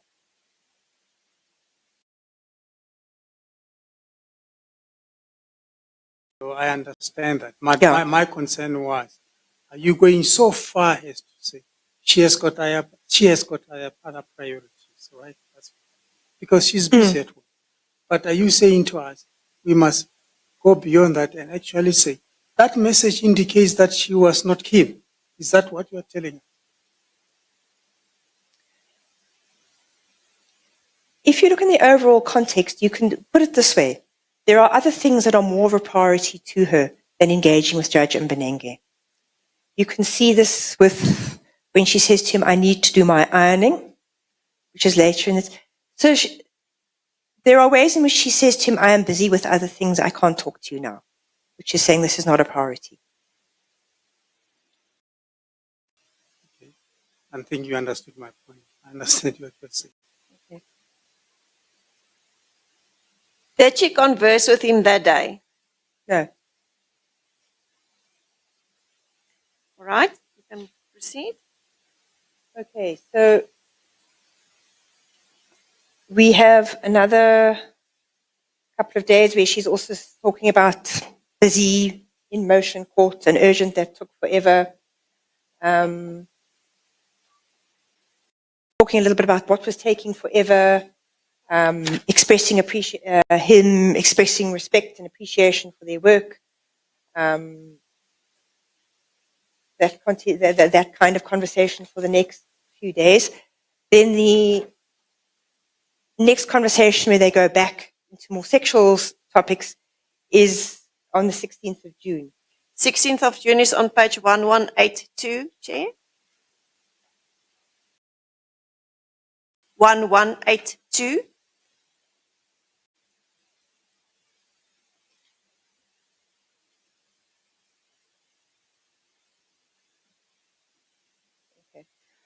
So there is a conversation about stress at work, which she's talking about the difficulties with the court manager and how it has left her.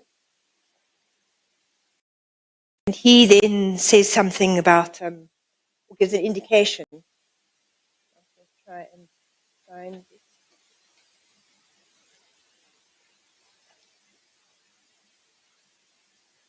Okay, so it will be at 1723.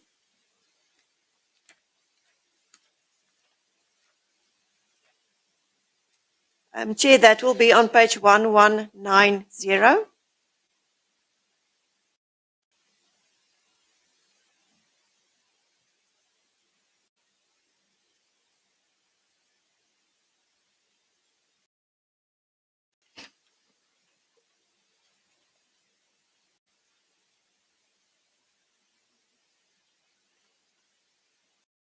Sorry, we should go a little bit earlier to question of the hug. So that's at 1715. 1715 is on page 1188, Chair.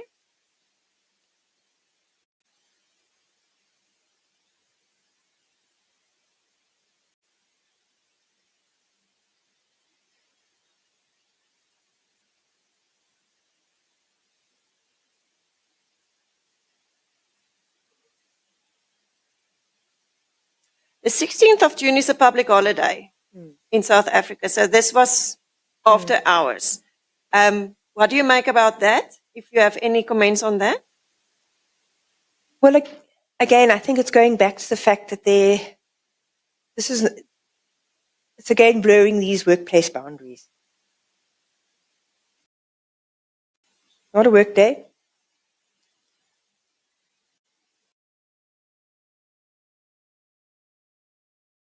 Yes, you wanted to go back to 1715? So his comment is, I'll be happy and give you a hug.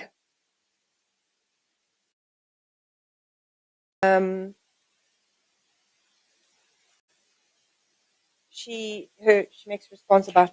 Just make sure you're... Oh, sorry. She makes comment about you disciplined. Once you have a principle, you'll be like an eagle. And then she commenting directly on the hug, responding or replying to that text. She says the latter is exciting. Maybe it's better. And the evidence she's talking about, it's been a hard day for her. Kind of reassuring hug would be appreciated. And then his response to that is, as long as it won't generate warmth. So suggesting it would be possibly, or implying that it may be more than just a reassuring hug. It could generate some kind of warmth. So she asks, how's that possible? He just says it could. And then he says, depends. Please declare upfront, it's not a shame. Which she interpreted him to be meaning, you can be clearer. You can say what you want out of this hug. It's not going to be embarrassing if you say more. And she says, well, some things are better not said.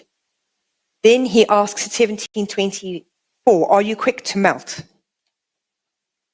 So again, asking about what would, if I'm hugging you, would you be, I'm reading it back to her, because it's within the context of the discussion around the hug, would you melt quickly?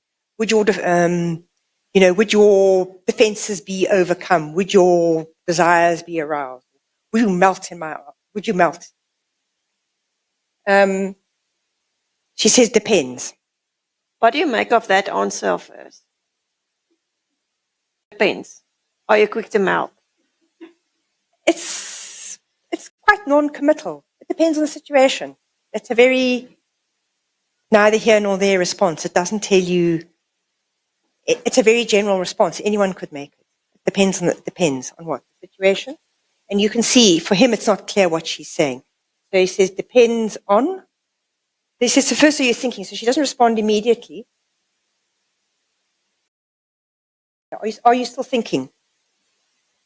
Presumably on the depends, which is what he puts underneath. Are you still thinking? It depends on. And then her response is, no, I'm not thinking, I'm cooking. So again, I am doing something else, like I am busy at work, I am cooking.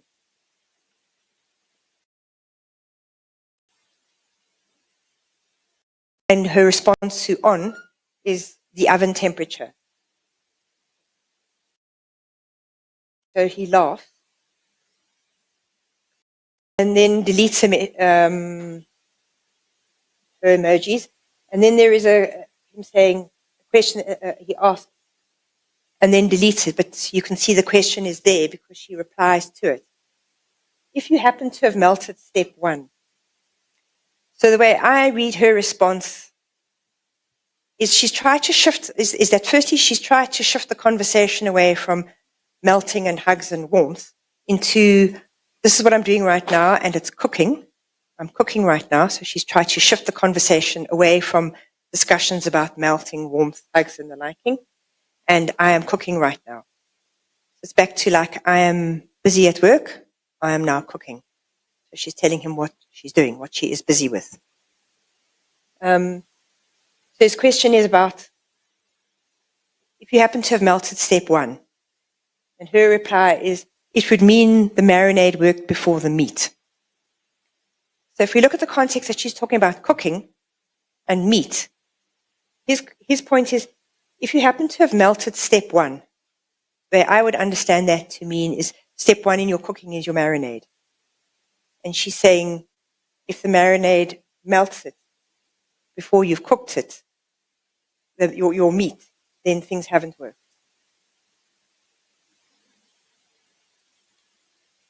If you happen to have melted step 1, marinade has worked before you've even cooked it. So he agrees. We hear. 1191 1732. at the bottom of the page, Chair.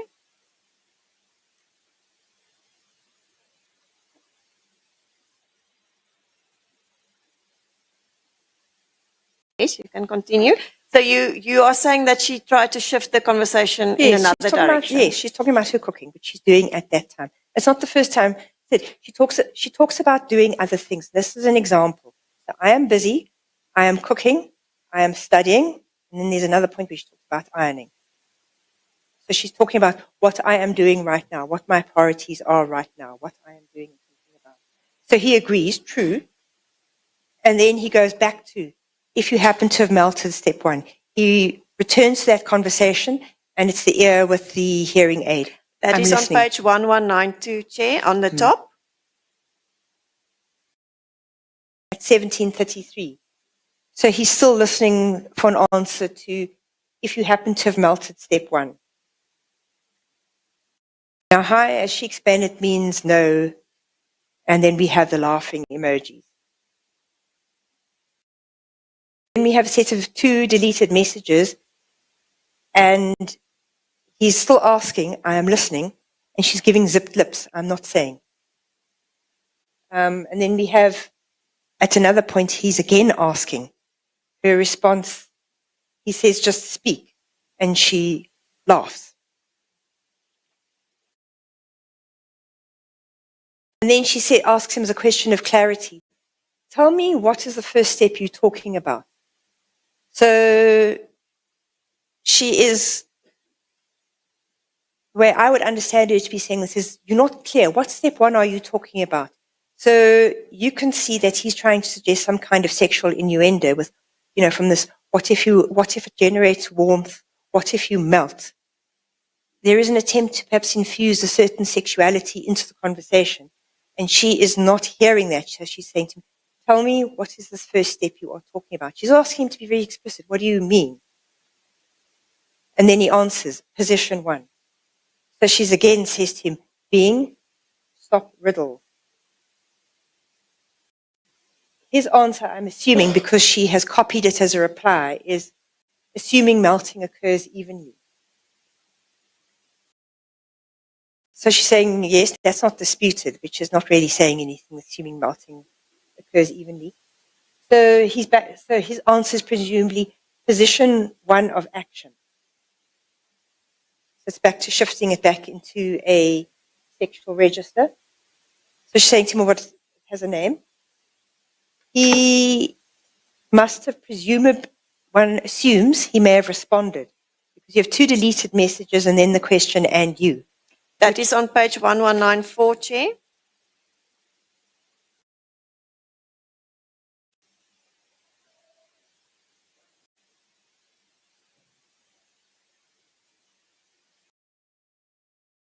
So him asking and you suggests that he may have given what his favorite positions were. I've told you now, I'm assuming, could be wrong, but it suggests he may have, usually when you do that in conversation, I've told you, now you tell me. And you? Her response is again not to tell him, to say, oh, there is no space on my phone. And I don't want these messages to be seen. So she's still not telling him, she's just saying, I'm deleting them. He agrees with her, and then he returns. Position one of action, he's listening. I'm coming back to this. This is repeatedly bringing her back to this point of, I want to know.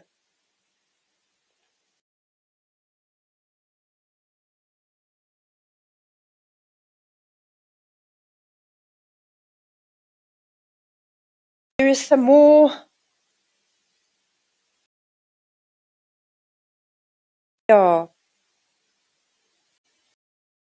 Then there is again listening, and then there is a message that it seems like he might have deleted because she's replying to it, but I can't find it in the text, is where he says, I do ellipses come. Where it's spelt implies ejaculate. But his wording underneath there is, I do delete them rather. And then he covers his eyes. And then again he asks a question, whichever position might come first. Okay, that's on 1195. So he's now asked quite repeatedly, which is your favorite position? And she has either tried to divert the conversation, or she has said, I am deleting things off my phone. She's not responding to the question. He's asked it now a couple of times. So now she does respond, but you can see from the questions that follow, it's not the answer he wants. Her answer is, I'll go with whatever, but there's a word I like, surprise. So she's not telling him. She's saying, you can surprise me, but that's an answer that also doesn't tell him what her favorite position is. He responds with a lol. And then he persists because you can see that he wants a specific answer. So he persists. But you can't not have a favorite position. He wants a particular answer out of her, even though she has given him an answer. It's surprise. But he doesn't want that answer.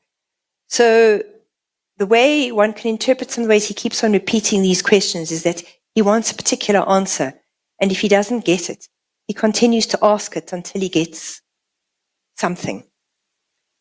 So then we go back to, but you can't not have a favorite position.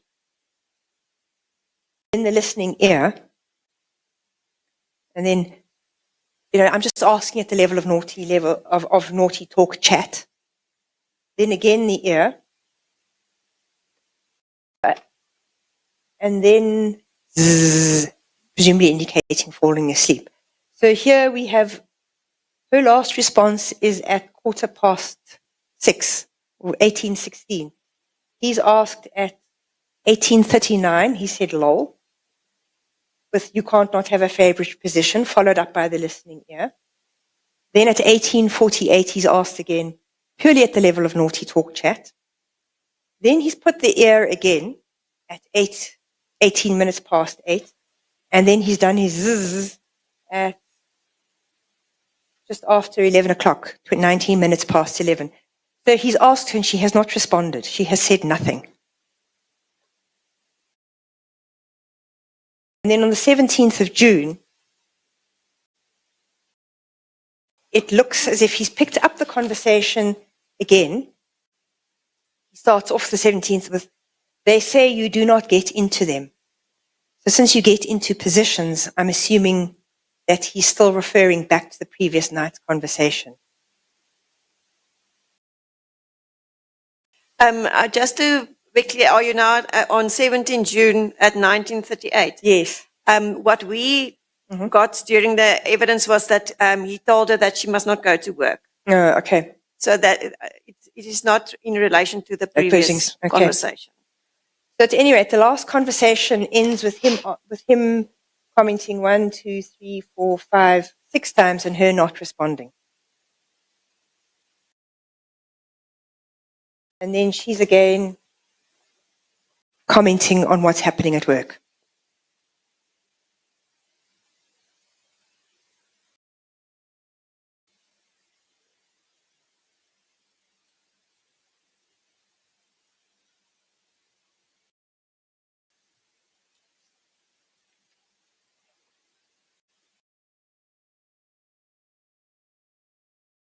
I think if you look at the conversation, you can see there are up to 14 questions, at least, if not more, that he's asked her about melting and positions. So they've been repeated in various ways because he wants to know. And the best he could get out of her was surprise. You could see that's not as satisfactory because it's followed up again.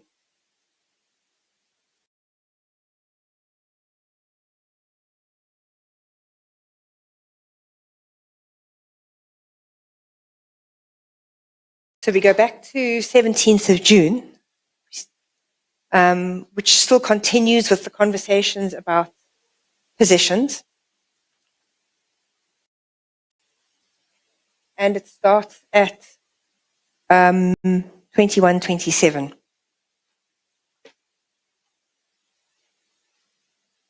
That will be on page 1198, Chair.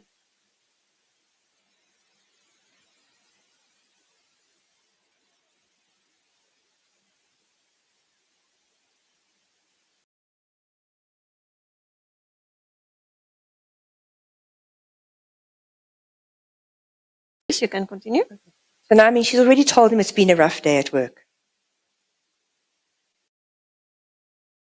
And she's talked about the urgent application and the strike. So at 21:27, he goes back to, where were we last night? We were warming up.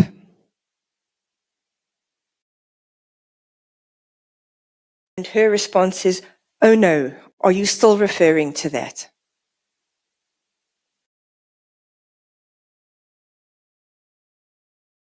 That, again, is like, oh no, are we going there again? Are you still talking about that? I thought that was, the implication I read from this is, are you still talking about that? That was yesterday's conversation. Are you still going on about that? I think one can read, she's not thrilled to go back to that because she never answered him. He continued asking questions about her favorite position, and that's how the evening ended. And he was still asking her, and she was not responding. So she's, which if you're being asking those questions and somebody is not responding, that's not something they necessarily want to respond to. And I think that's reinforced by her saying, "Are you still referring to that?" And him saying, "Purely because we were about to land." This is quite, I think, here there seems to be him assuming that there was something mutual going on, because where were we last night? We were warming up. This ignores the fact that she said she gave him the answer of surprise and then did not respond to him again. So there isn't that much mutuality going on.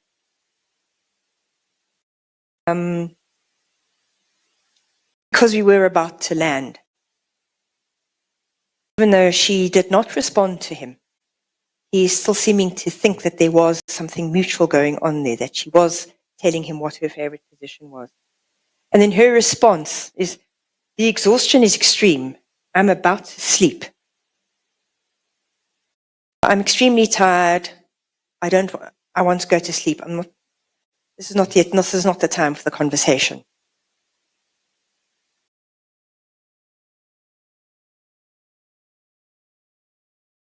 And then it gets into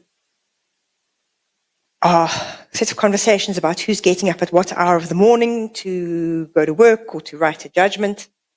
And then at 9:30, she says, understood, and it has the embarrassed monkey emoji. He has these halo angel emoji and smile hug face. And then a set of messages with one saying BJ equals, presumably meaning blowjob, and this is how, from the evidence, it appears that how the complainant understood it. That's on page 1200, Chair. At 21:32.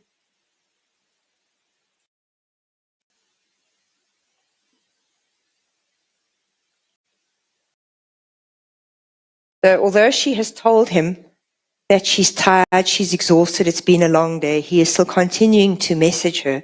And it would seem from this, it has sexual content as well.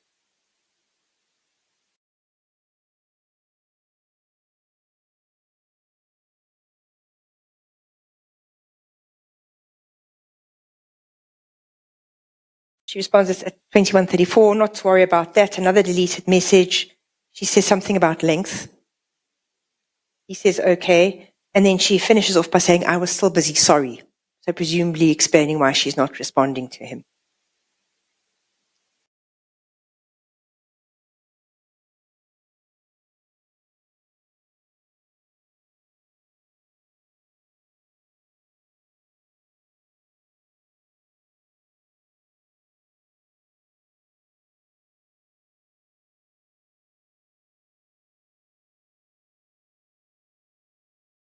On the 18th of June, at 52 minutes after midnight indicates that he's still waiting for some sort of response.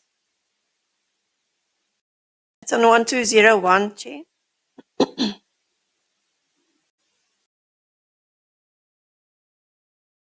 One.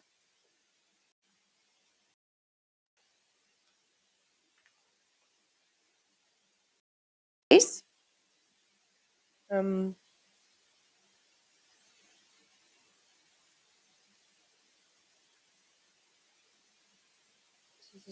She's getting ready for work.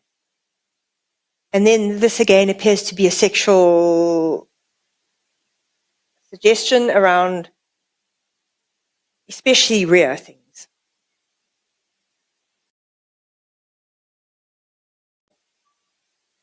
Am I wrong? Not at all. Again, you're writing and deleting, but you know I'm busy. So again, she's saying to me, this is distracting. He says he's distracting because he doesn't want to distract.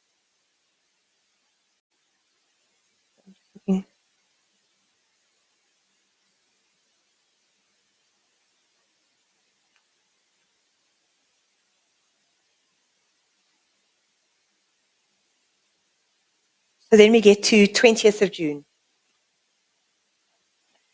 Chair, that would be on 1202 in the middle, but then it jumps over to 1203. It's continuing there.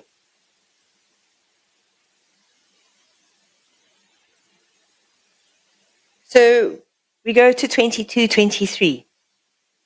2022-23. Sorry, say again, 2223. Yeah. Of the respondents' messages. It's 1203, Chair. It's on the bottom of the page.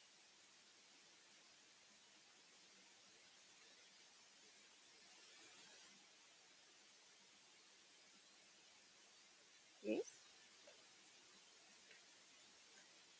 He says, we had not finished our conversation. So that presumably he's referring back to favorite positions.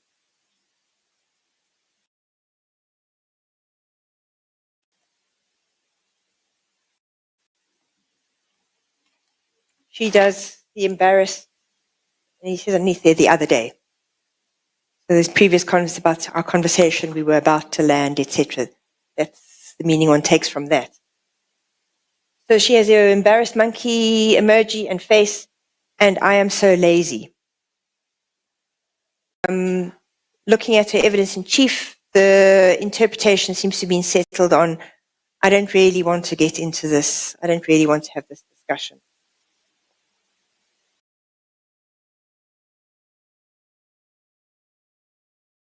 And he sends her a picture which she comments on as him being cute. And then, to do what? You make me shy.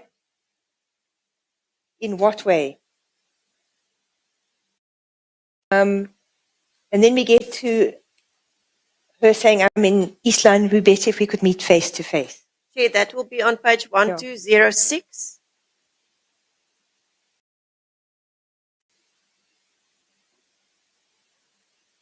So why this conversation becomes important is now there is a meeting, a possible meeting, and it's the purpose of the meeting. Why would we be meeting? What would we be doing if we were to meet?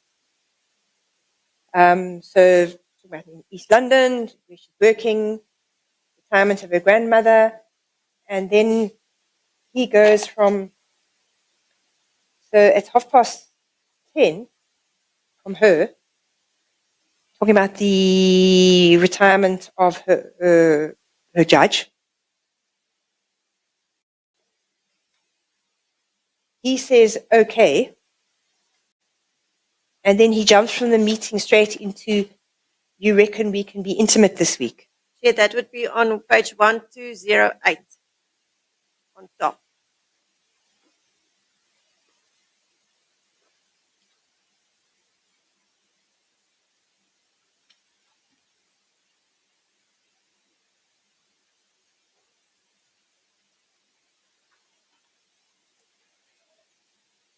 Yes.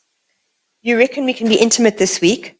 I don't know what her response is. It looks like a sticker of some sort. And then he follows up at 22:32 to say, I'm just asking. And her response is to say, go and read the first word in the Causa Bible of Psalms 1, verse 1. So the way I understand this is she knows him to be religious. She's reminding him of that and referring him to read the Bible. She's giving him, the Bible is a guide to moral conduct. So when you refer people back to the Bible, you are often, one of the things you are doing is you are reminding them of moral behavior and what does the Bible say about what is moral and how we should behave. She also said the reason why she referred him to that specific verse in the Causa Bible was because of the first word. Yes. And she actually says that in her WhatsApp. And he says, he obviously doesn't go and look. But says, what does it say? Please remind me. And she says, I wanted you to Google or peruse it.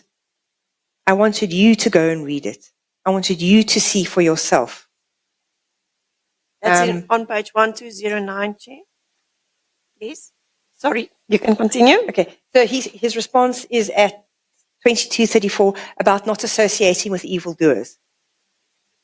So even if he leaves the word no, he's got the gist of it. Can we be intimate? And her response is, don't associate with evildoers. That's not exactly a sign of, that's not enthusiastic yes to what he's just asked. Wow. So again, explain. She says Psalms 1 verse 1 in capitals. Hi, no. So she's very clear. To his response, you reckon we can be intimate? No.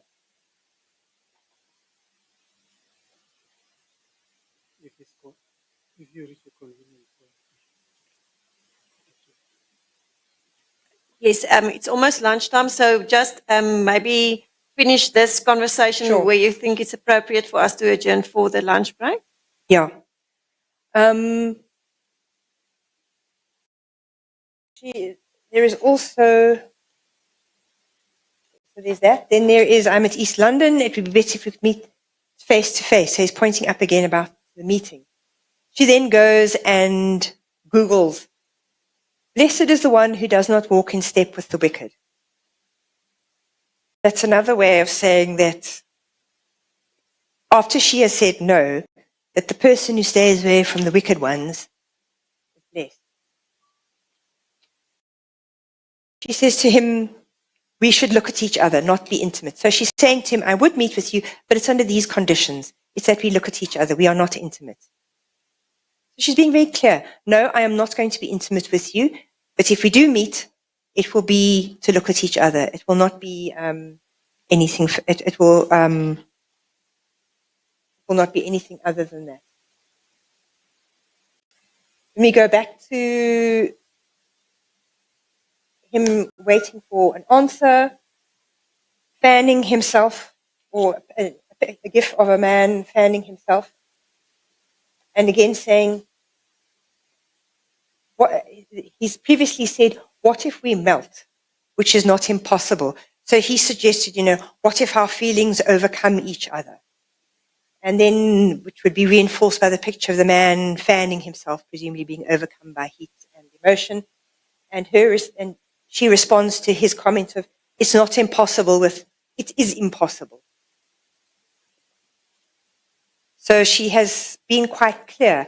No, don't associate yourself with wicked people, with evildoers. It is impossible. But we can meet in order to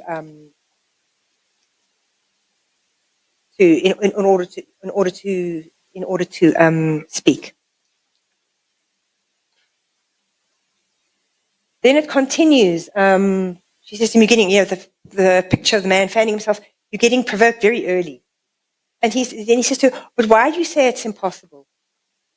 And then he goes back to say to her, are you provoking? She's saying it's principle.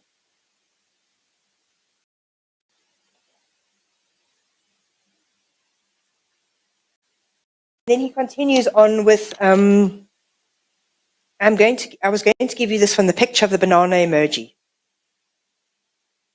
That is on page 1213, Chair, at 2245.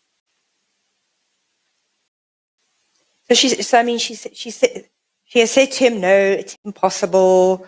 We can meet, but it won't be intimate. We can look at each other. And he's continuing with, but I was going to give you this one, the banana, presumably meaning the penis.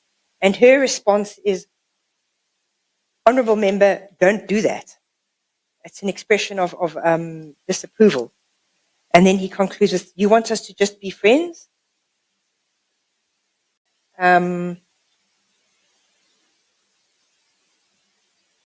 He's again listening for a response. She's saying, you're quiet. And she says, I don't have any answers. I'm just trying to see what I can do to wrap up quickly. We can continue with this one after lunch. Okay, If, all right, if you feel yeah. that it's more appropriate. If you have Because more it's to say quite about a long, I don't want to gloss over and jump things. Thank you. We can then continue then with this after lunch. We'll come back quarter to 2. Thank you.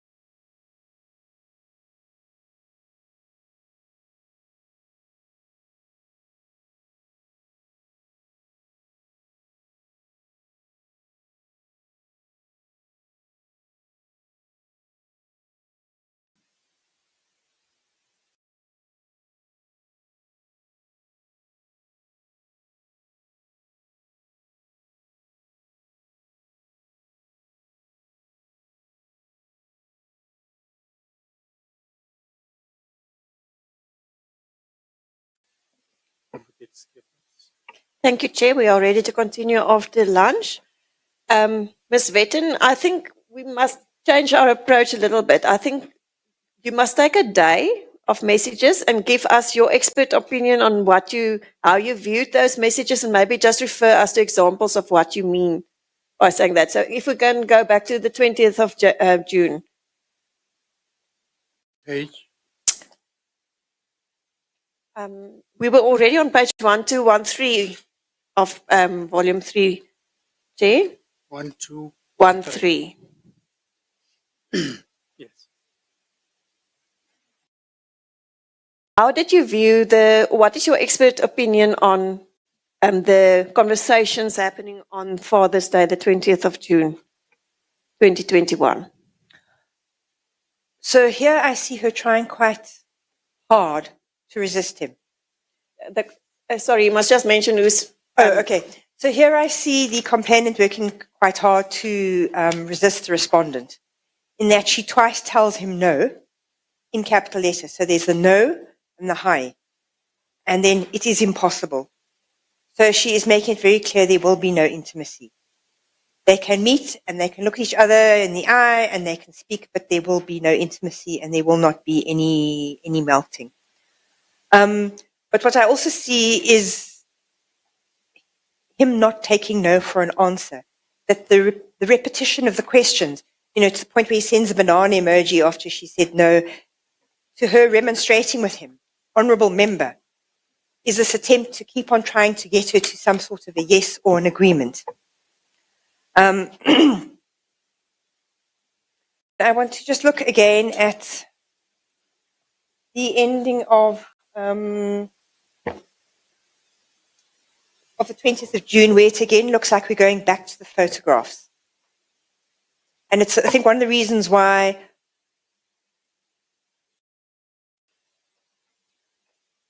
you can again see her using silence and evasion, or just trying to ignore him. So if we look at the 2306,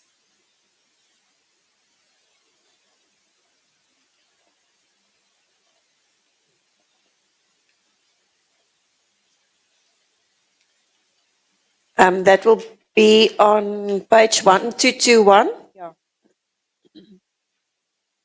So she's again using the tactic of saying, I'm busy with something else. At 2305, she says, I'm ironing. 1221.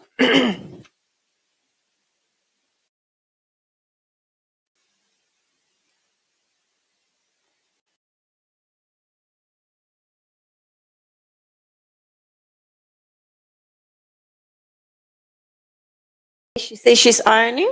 Yes, and he says, the response is, you said so, let me see, please. So one is assuming that that comes from the slightly earlier conversation at 2302, where she has said, Jesu, presumably meaning Jesus, and his is, why put it this way, looks delicious. So it's obviously a picture he has sent that has induced some sort of, if you say Jesus to something, that's presumably induced some kind of shock. It would link to his let me see, please. He's asking to see something of hers. He then shows embarrassed emojis, and then he's looking again, and then he's putting his hands up in question and saying, I'll wait, please reciprocate. And her response is, I forgot to log out. So I forgot to leave. I should not be getting these messages anymore. I meant not to be here anymore. So it's not responding to what he's saying of, let me see, I'll wait, please reciprocate. And then he asks, meaning, I can't hear you. And her response is, sleep well and dream. So here he is persisting, and she is, I should have logged out of WhatsApp. I should still be answering your questions to sleep well. So it's her way of saying, I'm not going to reciprocate. I'm not giving this to you. And then again, don't be tricky. this idea that she is being evasive.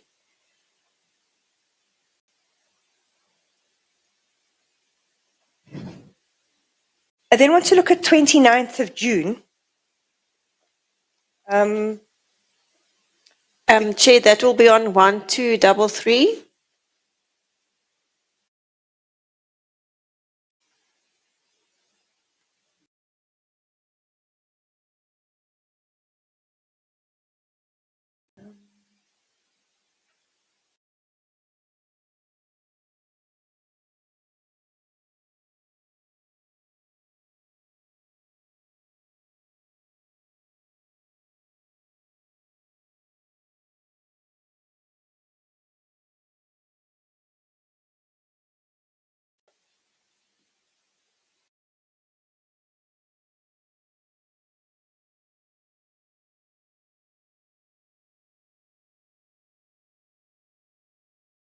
So the conversation starts, we look at 8:14.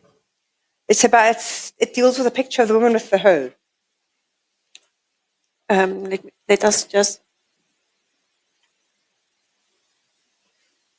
I think the date is wrong. Can we just get the date again? 29th of June? No, it's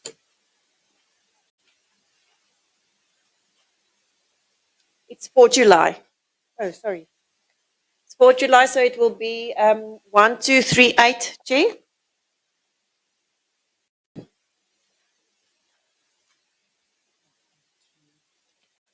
One, two, three, eight.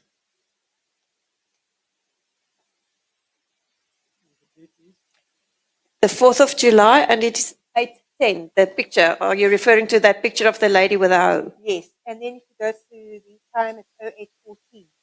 He's again, he's asking the question, but you are like this.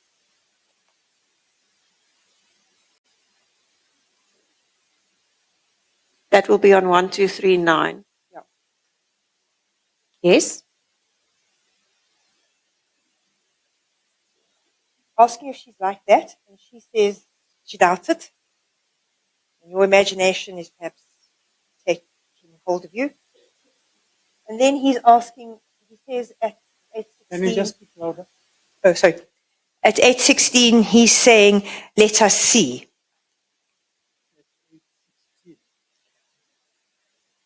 That is on 1240, Chair. Yeah.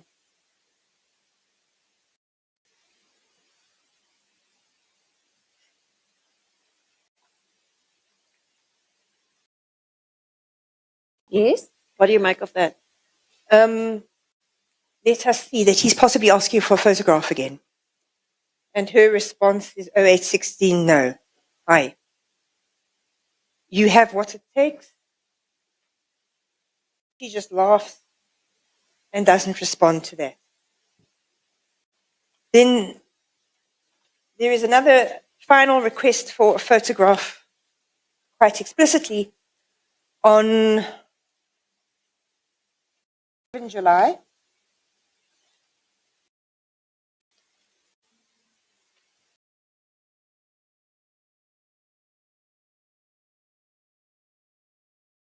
At what time?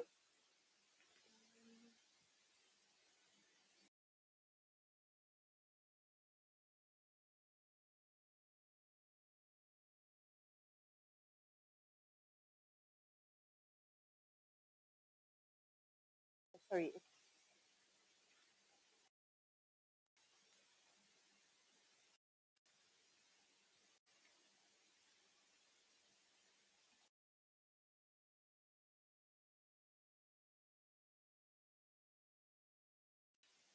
All right. So on the 18th of July, 1948.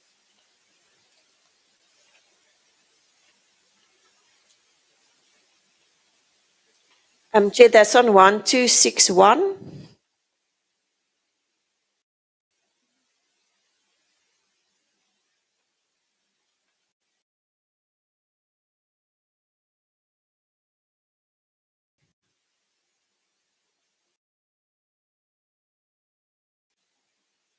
She says, good night. An indication that the conversation is over.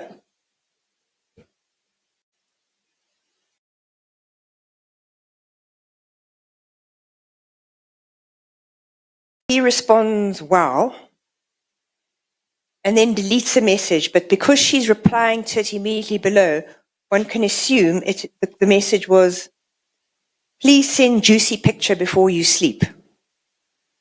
So if one adds that to some of the previous questions, he's probably made about 12 requests for a photograph. And her response is, You lost me. Where are you? I am on at 1949. It's 49 time. It's on 1262, Chair.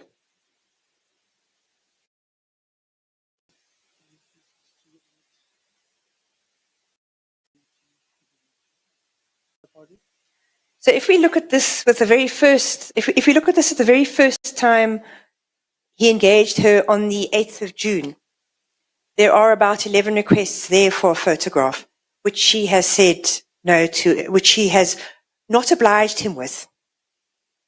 And she has found various ways of, will do, I don't have any, whatever. But you can see by here, she still hasn't sent him a photograph, and he's asking again. Please send a juicy picture before you sleep. That was presumably the message that he deleted, that she replied to. And her response is, I do not have them. So that's an indication of consistent requests for photographs that she is not obliging, that she is not responding to and not obliging him with such pictures.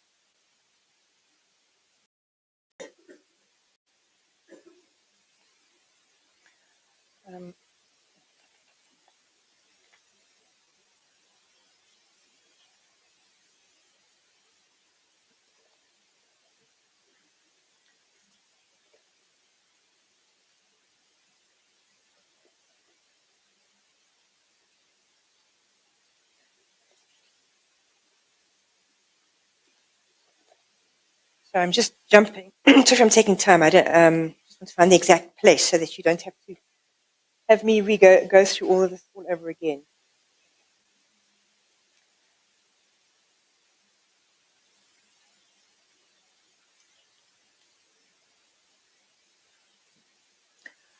Okay, so 7th of July.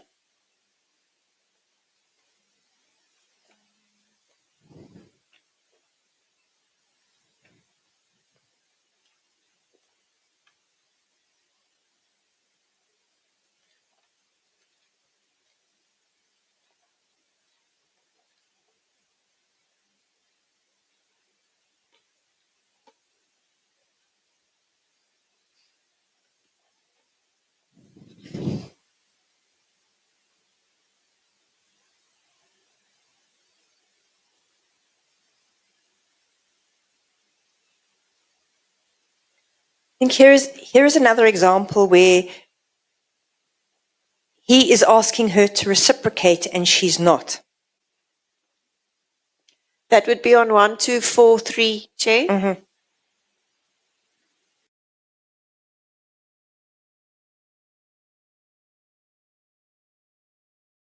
At 1852.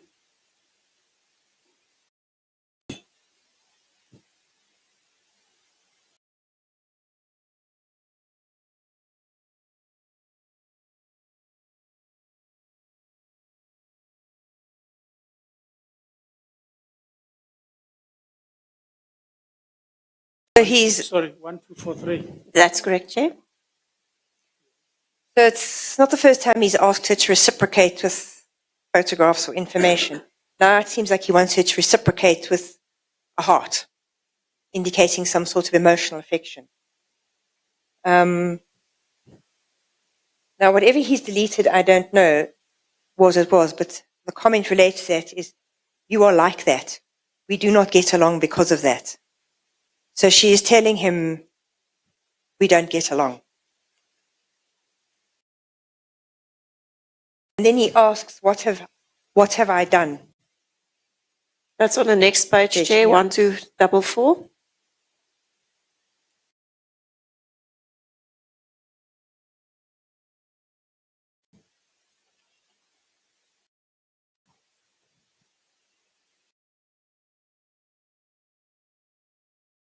She also makes a comment out of being worried about him as well, without saying what it necessarily is.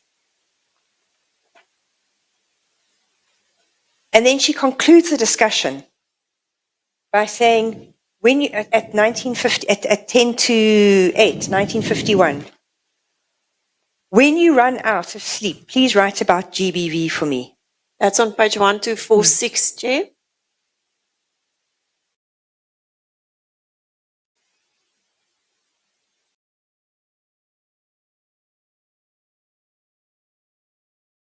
She says, I am totally opposed to it. And so she asks him to please write an assignment on it for her. I mean, it's a bit like her asking him to go and read the Bible.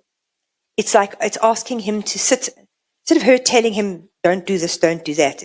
You go and reflect on this. Let us see what you are thinking about this. She's giving him she's not just asking him to write an assignment for her. It's an assignment she's giving him, a way to ask him to reflect on his conduct.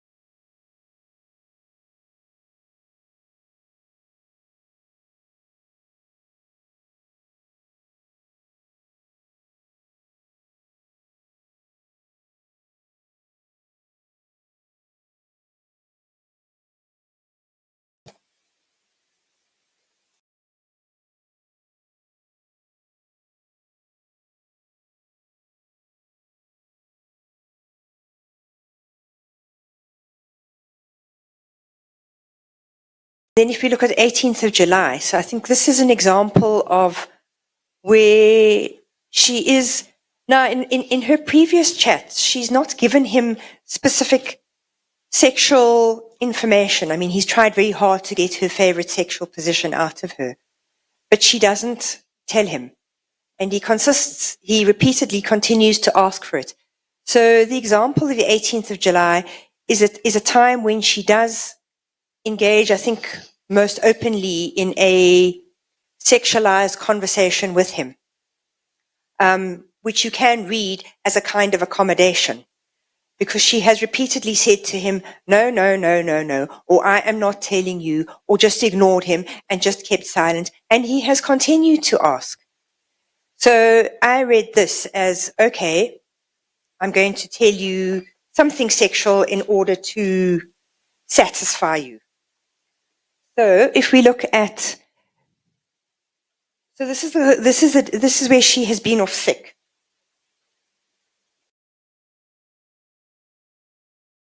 On the 18th of July, and he has been sending her videos.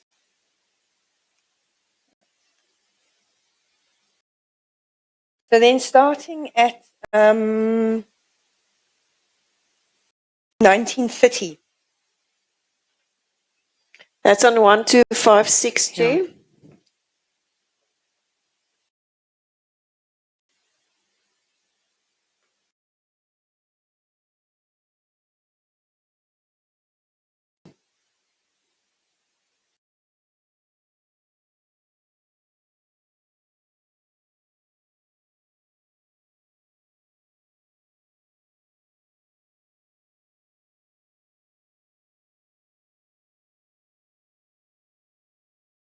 It seems as if you do not want us to go in depth into things, and he talks about half insertion.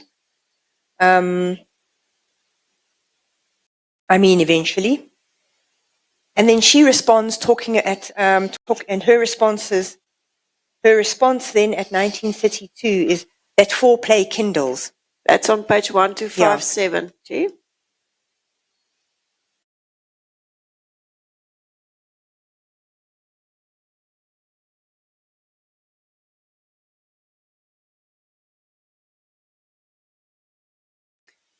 that before foreplay kindles, before Bush burns the ground, a small part starts to burn. So she's kind of giving the suggestion that this is it comes across as that she's giving the sense that this is a kind of foreplay.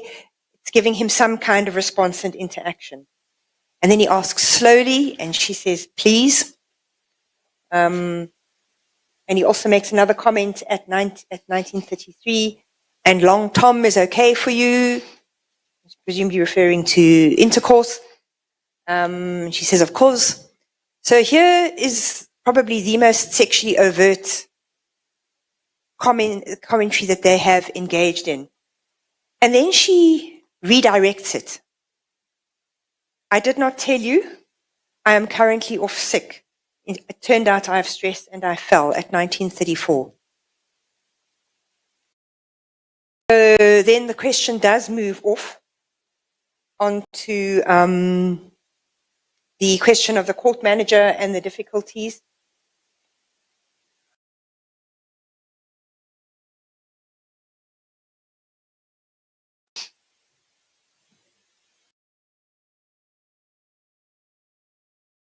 And then he reverts again at 1942 to be asking, by the way, are you tender?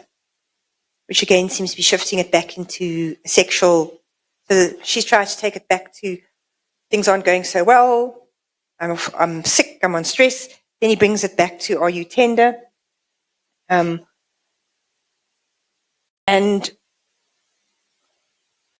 says to, what are you going to do with the rough ride? So presumably again referring to sex. I'll pass it once, and the response is, I'll pass it once I am myself. Again, a sexual engagement. So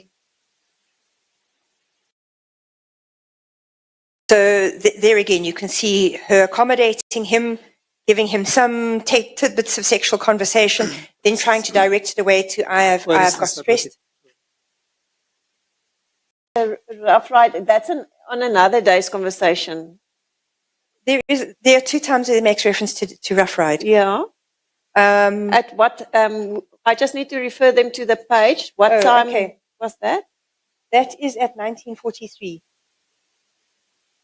Oh, that's on page 1260, Chair, on the bottom, the third message from the bottom. I think in their very first encounter, he asks her, or exchange, he asks her if she's a night rider or a rider.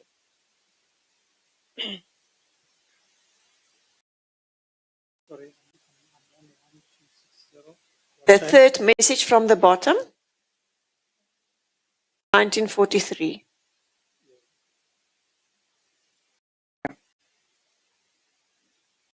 Just start again. What did you want to say about this messages?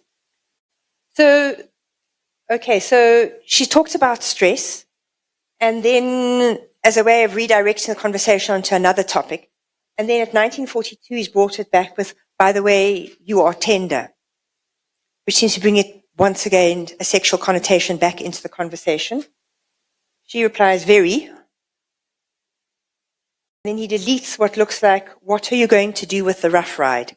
Which again appears to be making a reference to sex. And she says, I will pass it once I am myself.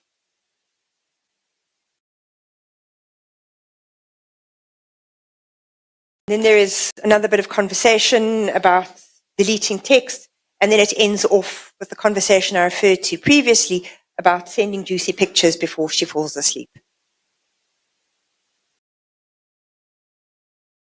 We have an example there of her trying to accommodate by going to somewhat more detail around sex and engaging with him. Then she tries to redirect by saying, by the way, do you know that I'm off sick? And she talks again about the impact on herself and stress. And then we shift once again back into sexual content and him asking for juicy pictures of herself that she has clearly not ever provided. And so is a repeated request. It dates back from their very first encounter.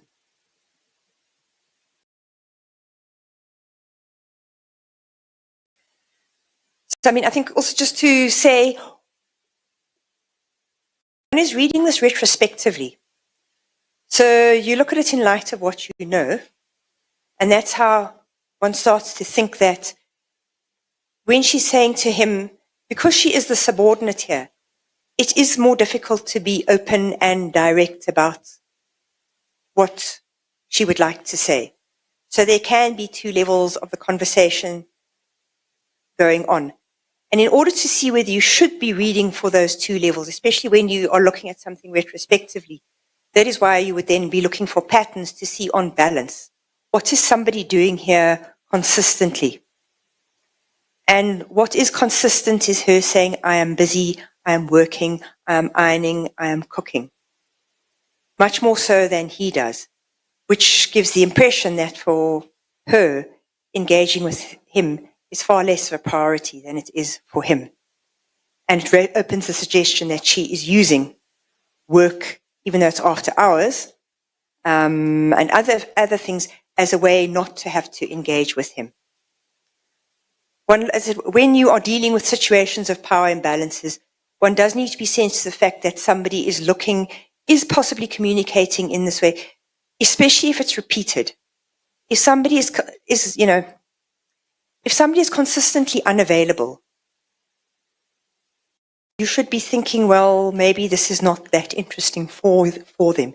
Even in an ordinary dating context, if you are repeatedly messaging somebody and they're taking hours to get back to you, or maybe the next day, I mean, the expression is maybe they're just not that interested in you. So when knowing the hindsight, when looking at this as a totality and looking at the number of times somebody's saying, I'm busy, I'm not available, the impression you are left with is that this is not a priority for them.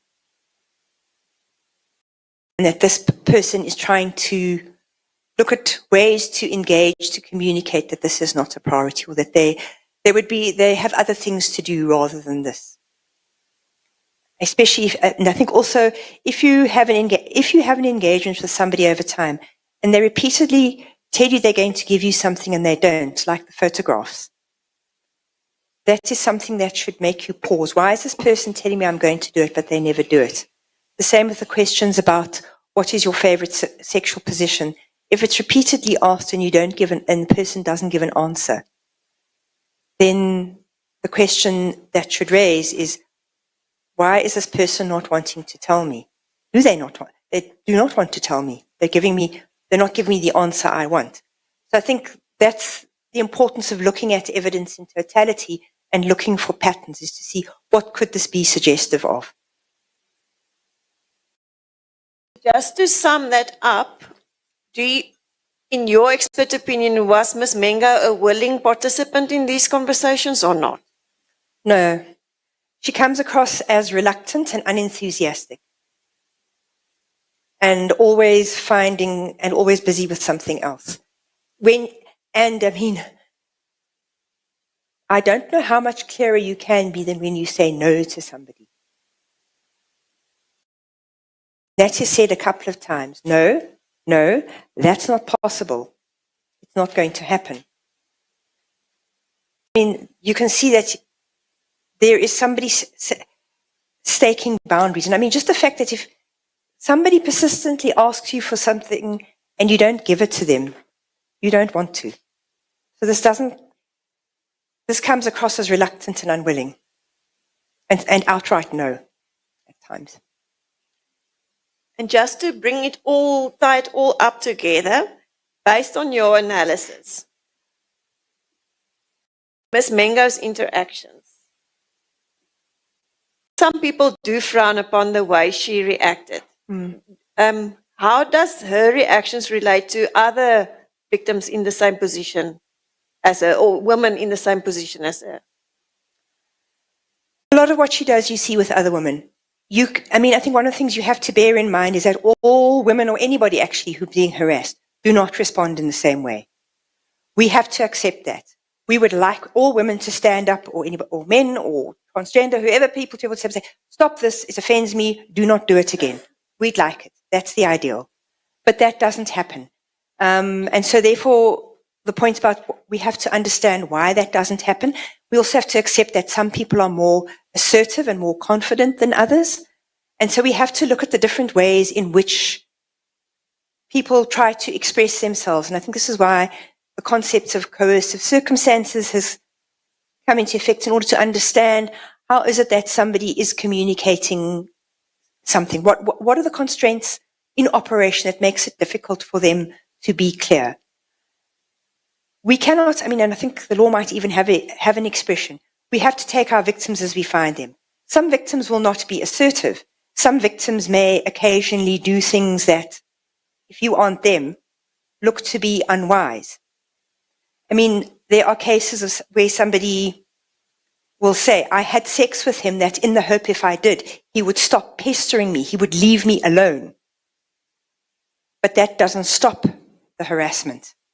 So, there are lots of choices that we make, and we have to look at the context in which people make those choices in order to evaluate what they do, and bear in mind that all women are not the same, and that also a situation like this, being harassed by somebody very senior, is going to be a very unfamiliar one. It doesn't happen to you every single day of the week. The experience to know how to deal with it is not going to be there. So you may do things in a range of different ways that until you try and figure out what's going on, because you don't have the necessary experience and knowledge to know what to do. You can get some women who get very angry and shout and go off and scream. You get a multitude of responses, and you have to understand what is it that prompted someone to behave in this way. Why did they think this was their best option? Again, accepting that we can't always have everybody behave in the way we'd like. Thank you, Chair. I have no further questions for this witness.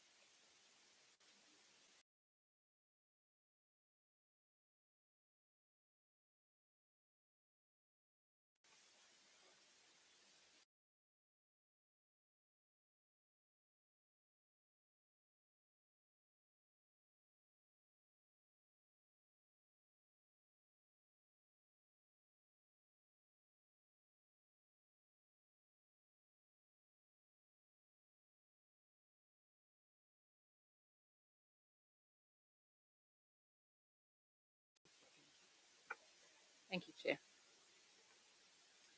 Chair. Good afternoon, Ms. Vetten. Ms. Vetten, I'm going to try to really just focus my questions, because you've given extensive evidence today, and I think you've covered a large part of what I had hoped you would cover. You talk about, in your evidence, about workplace boundaries. Let's assume for a moment that it is ever appropriate for a judge president to have a relationship with the secretary. Assume that for a moment. What do we expect of consensual workplace relationships? What would you have hoped to see if this was a consensual workplace relationship? I think if this was consensual, let's start with the pictures. It would be an explanation of why I want pictures of you. There is never it's just, I want pictures of you. Well, what do you want to do with them? If there was a consensual relationship, we'd expect a little bit of, let's get to know each other a little bit. I would like these things from you. Do you mind giving them to me? And this is what I want to do with them. But when you start off by saying, give me pictures, preferably without your top on, first question that comes to mind, what do you want to do with them? Is your plan to masturbate over them? Why do you want to look at me without my top off? Those would be the sorts of questions that would go through my head. So it would be an explanation of, this is why I am asking you this. Are you comfortable with this? Can we continue? It would definitely be a conversation, I think, and especially in a workplace. It would have to start with an expression. It would have to start with an acknowledgement of, I am interested in you. Now, presumably, if the judge is married, that's not a conversation you can have unless you've told your wife, I am interested in a secretary in my workplace and I'd like to pursue a relationship with her. So that's already the first difficulty you have, is that he's not going to be able to ask that question up front. But, nonetheless, he could still say to her, I'd like to pursue a relationship with you, or I find you interesting. So you make upfront that this is how I feel about you, and then what do you think and what do you feel about that? Are you in a position to do that? And I think, ideally this is what is recommended when you work with, and it's the same thing in university where you're going to have these relationships.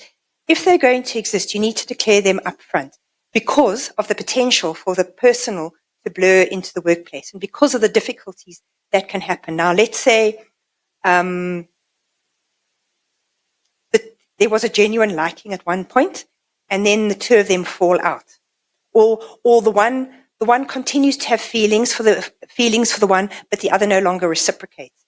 You can create a very difficult workplace environment under those circumstances. There can be tension, there can be atmosphere. You've got to make sure that the people are not in the same room because it poisons everything around them. People feel they have to take sides. So typically what you would suggest is that if people are going to have workplace regulations, they do need to be regulated. And often you need to perhaps ask that they are declared up front so that you know and that you don't have this potential for allegations of favoritism, special opportunities being given to someone, special opportunities for advancement. And if things go sour, that the workplace is not poison for other people and for themselves. You are allowed to be brief. Okay. Sure. So those are examples of the kinds of things that you would look at if you're wanting to have consensual relationships. And are there specific things that you would look for where the relationship was specifically between a very senior and a very junior employee? You would certainly start from the outset of asking about this, and I think having a frank conversation about what would happen if this doesn't work out. What is the level of your interest? But you always have to be mindful that that person might not be 100% honest with you because of their fears as to what may happen if this doesn't work out, and that they may lose their job, and their fear of, if I am honest with you, how might you respond? Okay. Now, if I understand your evidence, Ms. Mengo did not, how you interpreted the WhatsApps was that she did not want to send naked pictures of herself to the Judge President, and that her conduct should be seen as deferring, trying to defer having to send those or detract from those and avoid. Okay. Is it possible that when she's doing that, because we see that she does that again and again and again, and as you pointed out in your evidence, she never did send any naked pictures of herself despite these many requests. Is it possible that this is her way of trying to avoid having to be rude to the Judge President by saying something like, please leave me alone. I'm not going to send you anything. It is. It's trying to walk a fine line between complying but not complying. So saying you will, but your actions saying something different. Yes. And so it would be reasonable for a woman in her position to be nervous about saying an outright no or an outright what would be maybe perceived as a rude response to his request. Very definitely. All right. Now, we've spent many, many, many hours in this tribunal dissecting and analyzing Ms. Mengo's conduct, how she behaved, what she said, what she didn't say. And we seem to be trying to evaluate her against a standard of what I like to call a perfect victim. And you've alluded to this in the very last part of your evidence in chief. How does the tribunal have to evaluate your response? So let's take a step back. Your response was women respond in different ways to sexual harassment, particularly where there's a balance of or an imbalance of power. You said women respond differently and no one woman responds in the same way. Can I take it that your evidence is that there is no correct way to respond? Yes, because I don't think there is a blueprint for human conduct. There's the ideal, how we would like somebody to respond. But I think if all of us were measured against the ideal, probably almost all of us would fall short at some point in life. So I think there's what you'd like, but you have to take human frailty into account. Yes. But what does what in this case, what is a Judge President, what ought he to have done in that context? The reason I'm asking this is because there is an argument that the Judge President thought she consented. What should he have done in this context with your review of all of the WhatsApps? What was appropriate for him to have thought? about the engagement and to have done? Well, I think as a judge, as somebody who must make decisions around consent,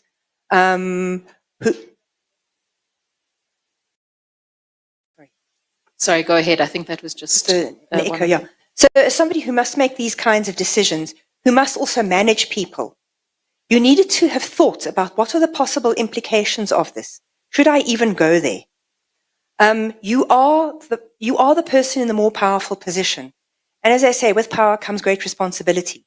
So for that reason, you do need to be thinking about what could be the possible consequences of my conduct because of the nature of my role. I am a moral authority as a judge and a legal authority.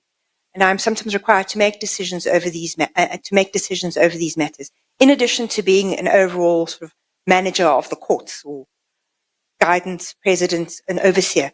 I need to think very carefully about how my role, does my conduct accord with my role? What does my role demand of me? Because people look to see me in a particular light. And because of this position I hold, I need to be very mindful of the fact that somebody may not be in a position to consent. You need to, ideally, one should have thought about that carefully and had the conversation, but I mean, and to have been prepared to have been rejected. And when somebody said no, to have said, okay, and left it. Not to have come back again and again and again to ask.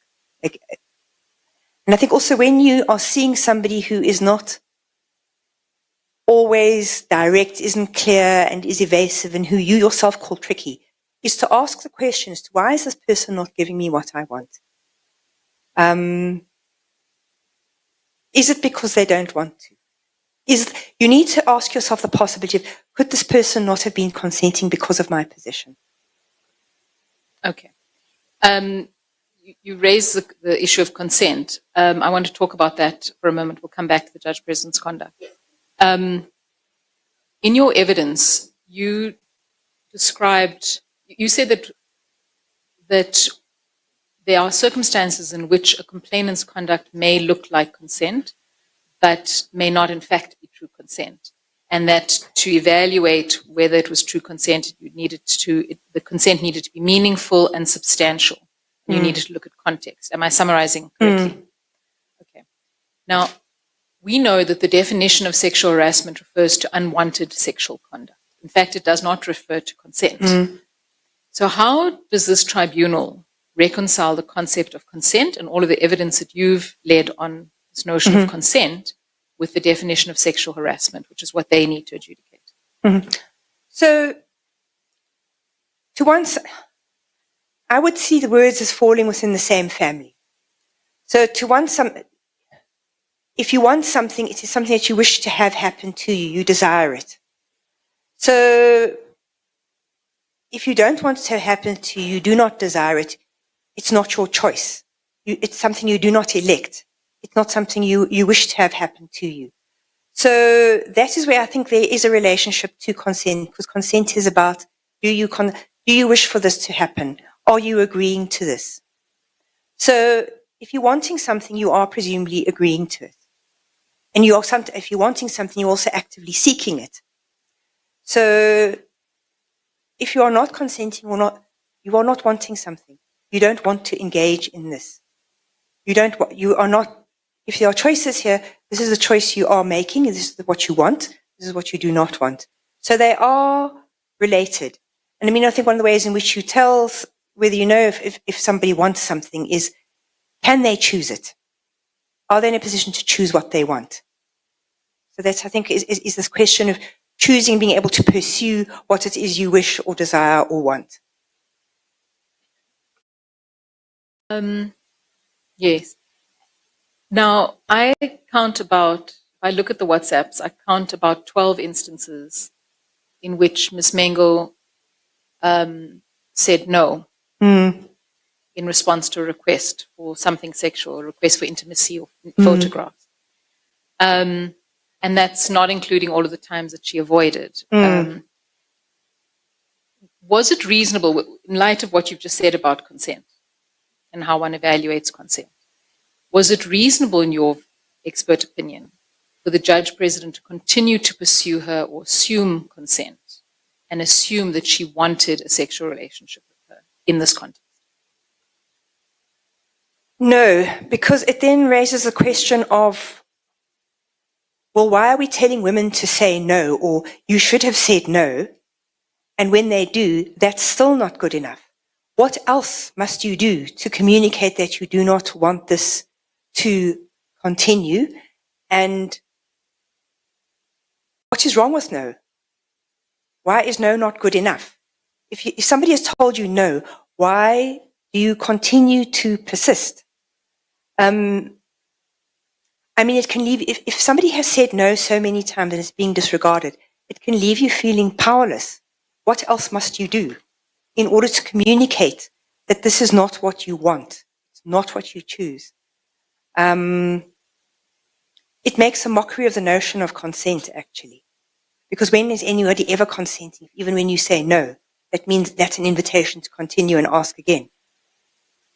Yes, because one of the questions I wanted to ask you is, how many times should Ms. Mengo have said no? And what I mean by that is, what does one do with a situation like this where you have WhatsApp conversations that last for about 8.5 months? So it's not a one-off or, two occasions when that this tribunal has to evaluate. This is a whole series of conversations over 8.5 months. And there are many times when she says no, but there are also times when she gives in and she engages in sexual banter. What does her behavior then mean that there was no sexual harassment if she didn't say no every single time that she was asked for something sexual? No, I mean, I think again, and I think this is the point that the Act makes. The fact that you might have agreed to something before doesn't mean you're agreeing to it in perpetuity and you're agreeing to it the next time. So the fact that you might have engaged in a little bit of sexual banter once doesn't necessarily mean you can continue with it again, as I understand the code. It's saying that don't assume that because you agree to one or you play along with something, that means you're going to play along indefinitely. Plus, I think there has to be a recognition of the fact that people change their minds. This is not a contract where if you have agreed to or engaged in something once, you have now signed a contract to say we can continue doing this. So I think, human engagement is about reading how the other person is responding, and trying to understand, if you're approaching another person as an equal, you are looking at how are we engaging, how are we interacting, is your behavior communicating agreement, disagreement, how do I adapt, how do you adapt, how do I tell you what to do differently, etc. So that it is actually an interaction and an exchange. If you behave as if the other person is simply there to be and do what you wish, then you are not recognizing them as another full human being. You're not taking into account the fact their wishes, desires, and the fact that these may change. Well, that then leads me to my last question. The chairperson of this tribunal asked you a question earlier about the many times in which the Judge President asked for naked photographs, and where Ms. Mengo responded to say, I will do it. I will provide it to you. And I hope I'm summarizing the question correctly, but the suggestion was that one should look at her response. I will do it. I will give you the question, and that it was therefore reasonable for him to take that at face value and assume that she was going to do it. Am I understanding I want to give you an opportunity to explain your response, because I'm not sure that I was clear about what your response was to the chairperson about that particular engagement. I think you can take, and this is the point about looking at things in context and where there's engagement over time. If you had only met somebody once and they said, I'll do it, it's reasonable for you to take that at face value. But if they don't do it, and they don't do it, and they don't do it, or there's always an excuse why they're not doing it, then the possibility should enter your mind that maybe I'm being strung along, or this person doesn't really want to do this. But I'm asking for something, I've asked repeatedly, they're not doing it. There is a conflict. in their what they say and what they do. So that's where, you have to start thinking, I can't necessarily take what this person says at face value. If that clarifies.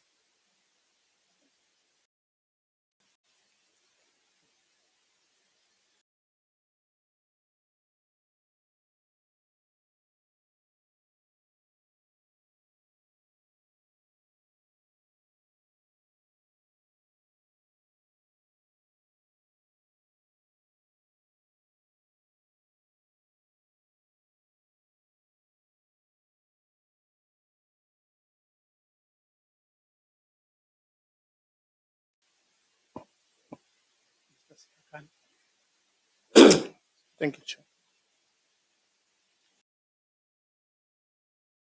I'm going to start with the first thing you said. You told the tribunal that apart from your vast papers you've written, you actually have testified as an expert in matters of this nature.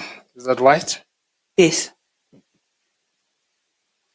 And can I put this to you that you've testified in those matters, not as a supporter of a complainant, but an expert and intellectual helping a tribunal reach a decision, right?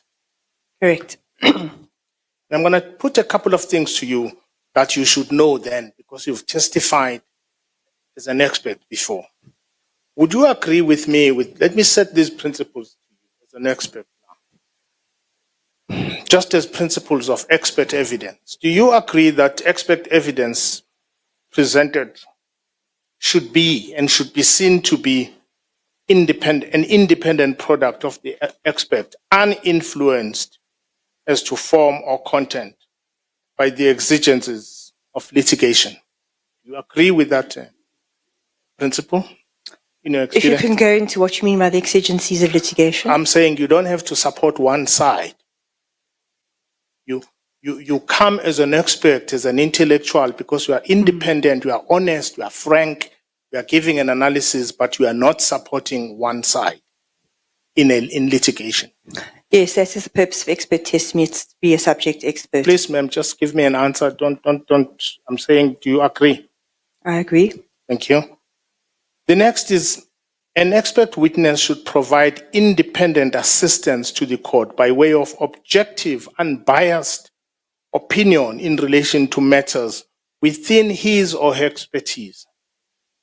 Do you agree? That is a general principle. Do you agree? I agree. Thank you. Do you agree that this means that an expert actually should not come to a forum in order to support a particular litigant? Because that is the job of the tribunal, to make a decision, or the job of the different lawyers. Your job is to give a frank, honest, objective, unbiased opinion. That is correct. An expert witness should state the facts or assumptions upon which his or her opinion is based. That is correct. An expert should not omit to consider material which could detract from his concluded opinion. That is correct. Do you agree with me that an expert who omits things that they think may not be consistent with their finding or conclusion is not an independent expert? That would be correct. Yeah. So an expert who has large chunks of things he or she omits because they are not consistent with a particular line of his conclusions cannot be trusted. That is overdrawing an opinion. I think there needs to be asked why things, what has been looked at and what has not been Ma'am, looked you at. are a witness. You're not going to be an expert with my questions. I'm asking you. You cannot trust an expert witness who omits large chunks of things that are not consistent with the conclusion she wants to make. She must consider everything that is found in the record in order to give an intellectual input. She must assess, including the things that may not be consistent with what she or he likes. As a general statement, Well, as a specific statement? same thing. It's a general statement. You need to give a specific example. No, I'm saying if you omit certain things, it will impact on your opinion, on your evidence as an expert who's supposed to be independent. As a general point, yes.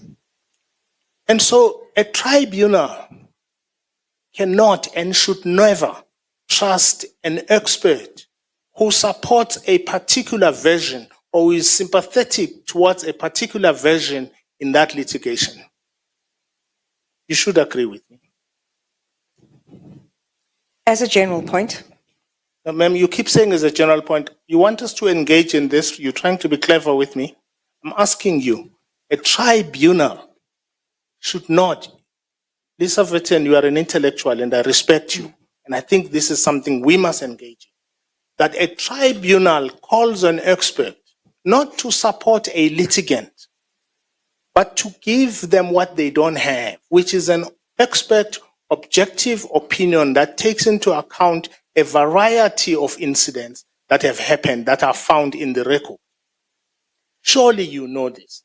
no, that I would agree with. If there's what there is in the record, that is what one goes on. And so the expert who cherry picks, if we find in litigation that the expert cherry picks what suits them, what is sort of consistent with what they want, cannot be trusted by a tribunal. I was asked to give evidence on sexual harassment. And looking at the general context in which sexual harassment occurs, that is how I read the record. You remember my question to you? I'm explaining to you, when you're asking about omitting, there are particular things you're going to look for because you're being asked to look in relation to sexual You remember my harassment. question, Ms. Vetten? Please, I don't want to be rude to you, and I don't want you to try to be smart with me. Let's be civil with each other. What was my question? Your question was whether or not, it was about the omission of evidence and whether or not people can be trusted if they omit evidence. Yes, I'm saying, should a tribunal trust a so-called expert or intellectual who cherry picks rather than look at every aspect and give an analysis? Should they trust an intellectual like that or an expert? Because we're not experts here, you are. And we must trust you. Should a tribunal, as a general point, trust an expert who cherry picks and omits certain things in order to support one side? I suggest an amendment to the question, unless it is a quotation. How about replacing trust with rely? Can the tribunal rely? Chair, I'll use the words you prefer. But I think they mean the same, because in order to rely on something, you must trust the person who gives you the opinion. But if you prefer rely, that's fine. Can a tribunal, you agree with me that a tribunal, any tribunal, should not trust someone who is an expert who cherry picks certain things and omits others to suit a particular interpretation? I think I've said to you as a general point, no, you can't. Ma'am, you keep saying as a general point, then you must be able to tell me what's the other side, which is a specific point. No, it's the principle. I'm agreeing with you, that's the principle. Okay, yeah, so please, when I ask whether you agree or not, just tell me you agree, because I don't know what you mean when you say as a general point.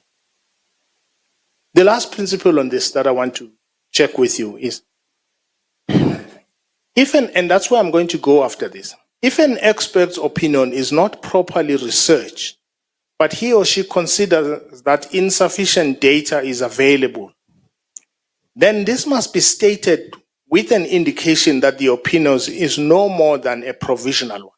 You agree with that? That's never been asked before, because what's been asked is to give a basis on how you arrive, the information that you arrived at your opinion. You give it, then it's up to the court to assess whether that was sufficient. Do you agree with me? Is that a yes? Yes, if you are clear about what you relied on. It's fine, ma'am. We have time with you. I'm going to have time with you. Have days and days. Well, I'm going to take you to a couple of things that you've said. One is that let me put this to you right up front so that you and me intellectually are frank with each other. If I put the proposition to you that during your testimony today,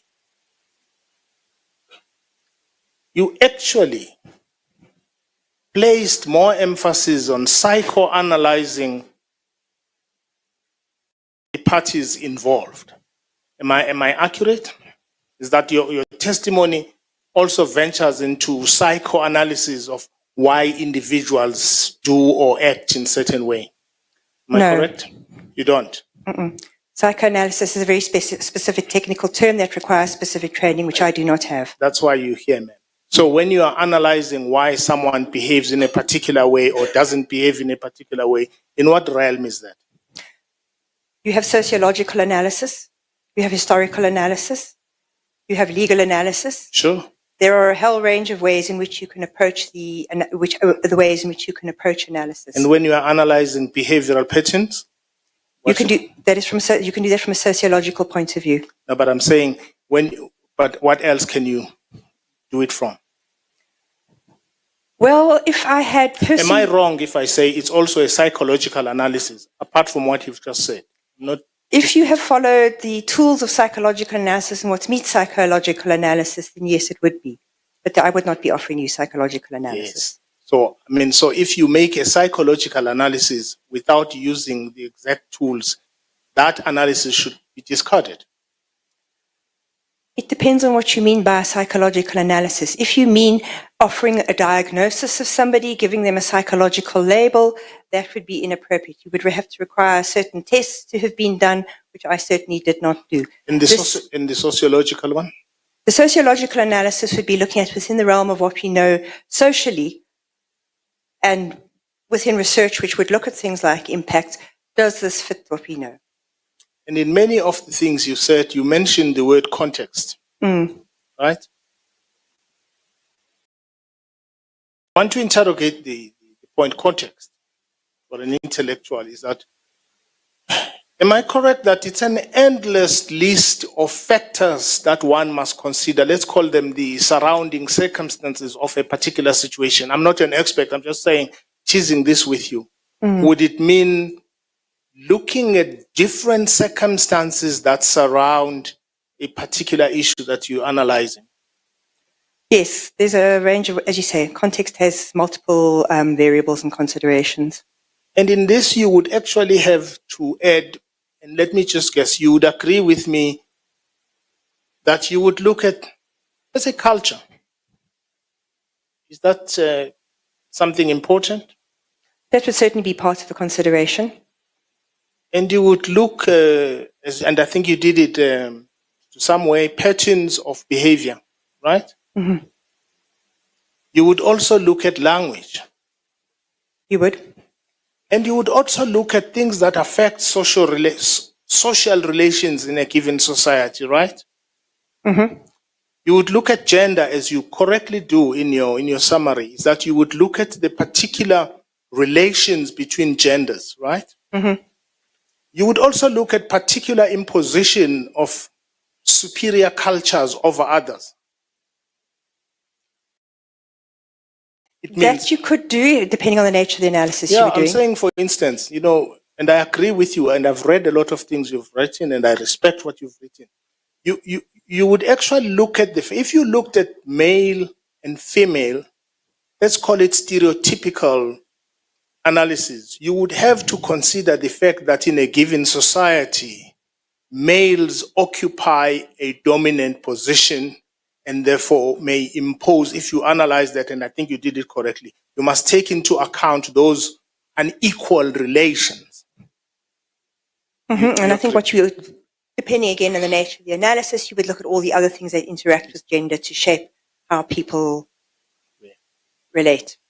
In fact, in the introduction of your paper, you and correct me if I'm wrong, you take an analysis that combines 3 theories of sexual harassment. And I'm not saying they're exhaustive. I'm just saying, and you're correct, I think you take a feminist approach to it. Am I correct? And I think you also take what you call it or they call it a biological, some people call it stereotypical, but a biological approach to sexual harassment? No, I don't take a biological approach. Okay, so Just to be very clear, what I'm saying is the biological approach has functioned as an excuse. yes, yes. It is, I'm not saying Yes. biology Sorry, explains it. I'm not saying you adopt it. I'm No, I saying don't. you actually talk about those responses that people have made to sexual harassment, right? But not that you personally adopt it. Do you agree with me that in your testimony, and we'll do this later, you do omit large chunks of things that are contained in what Ms. Mengo, the complainant, actually said? That's true, because to repeat her evidence would take well, it's been said, it took her 2 weeks. You don't need me to come and repeat all of it again. So what I've presented to you is a reading of it through a particular lens, which I tried to explain. Yes, I'm trying to compare. You're right. But I'm trying to compare that. But actually, you don't have that reluctance in analyzing what the respondent says and writes. Suddenly, when it comes to the respondent, you're quite diligent in talking about what he says. And when it comes to Ms. Mengo, you're quite conscious of time and length. Only because I was asked to hurry up. I can continue and go into great detail with the complainant if you'd like me to. Yes, I'm saying in your choice of what you cut out when you hurry up, you choose to omit the things, I'm going to take you to them, the things that she says. That choice of yours, is it an objective, independent choice, or just it happened by chance? No, I do pull out in my evidence, I do pull out the examples of what she's saying in response to him and look at that. I agree. I didn't say you omit everything she says, but you agreed with me that you omit large chunks in your desire to hurry up. You do omit large chunks of what she says, and you choose to focus on what the respondent says. Do you agree with me? You said it's because you were hurrying up. I'm giving her response and I'm giving his response. No, ma'am. You've agreed that you omitted those chunks because you don't want to repeat everything she said. And all I'm saying to you is that that choice, I'm putting it to you, that choice you make of what you omit, a deliberate choice.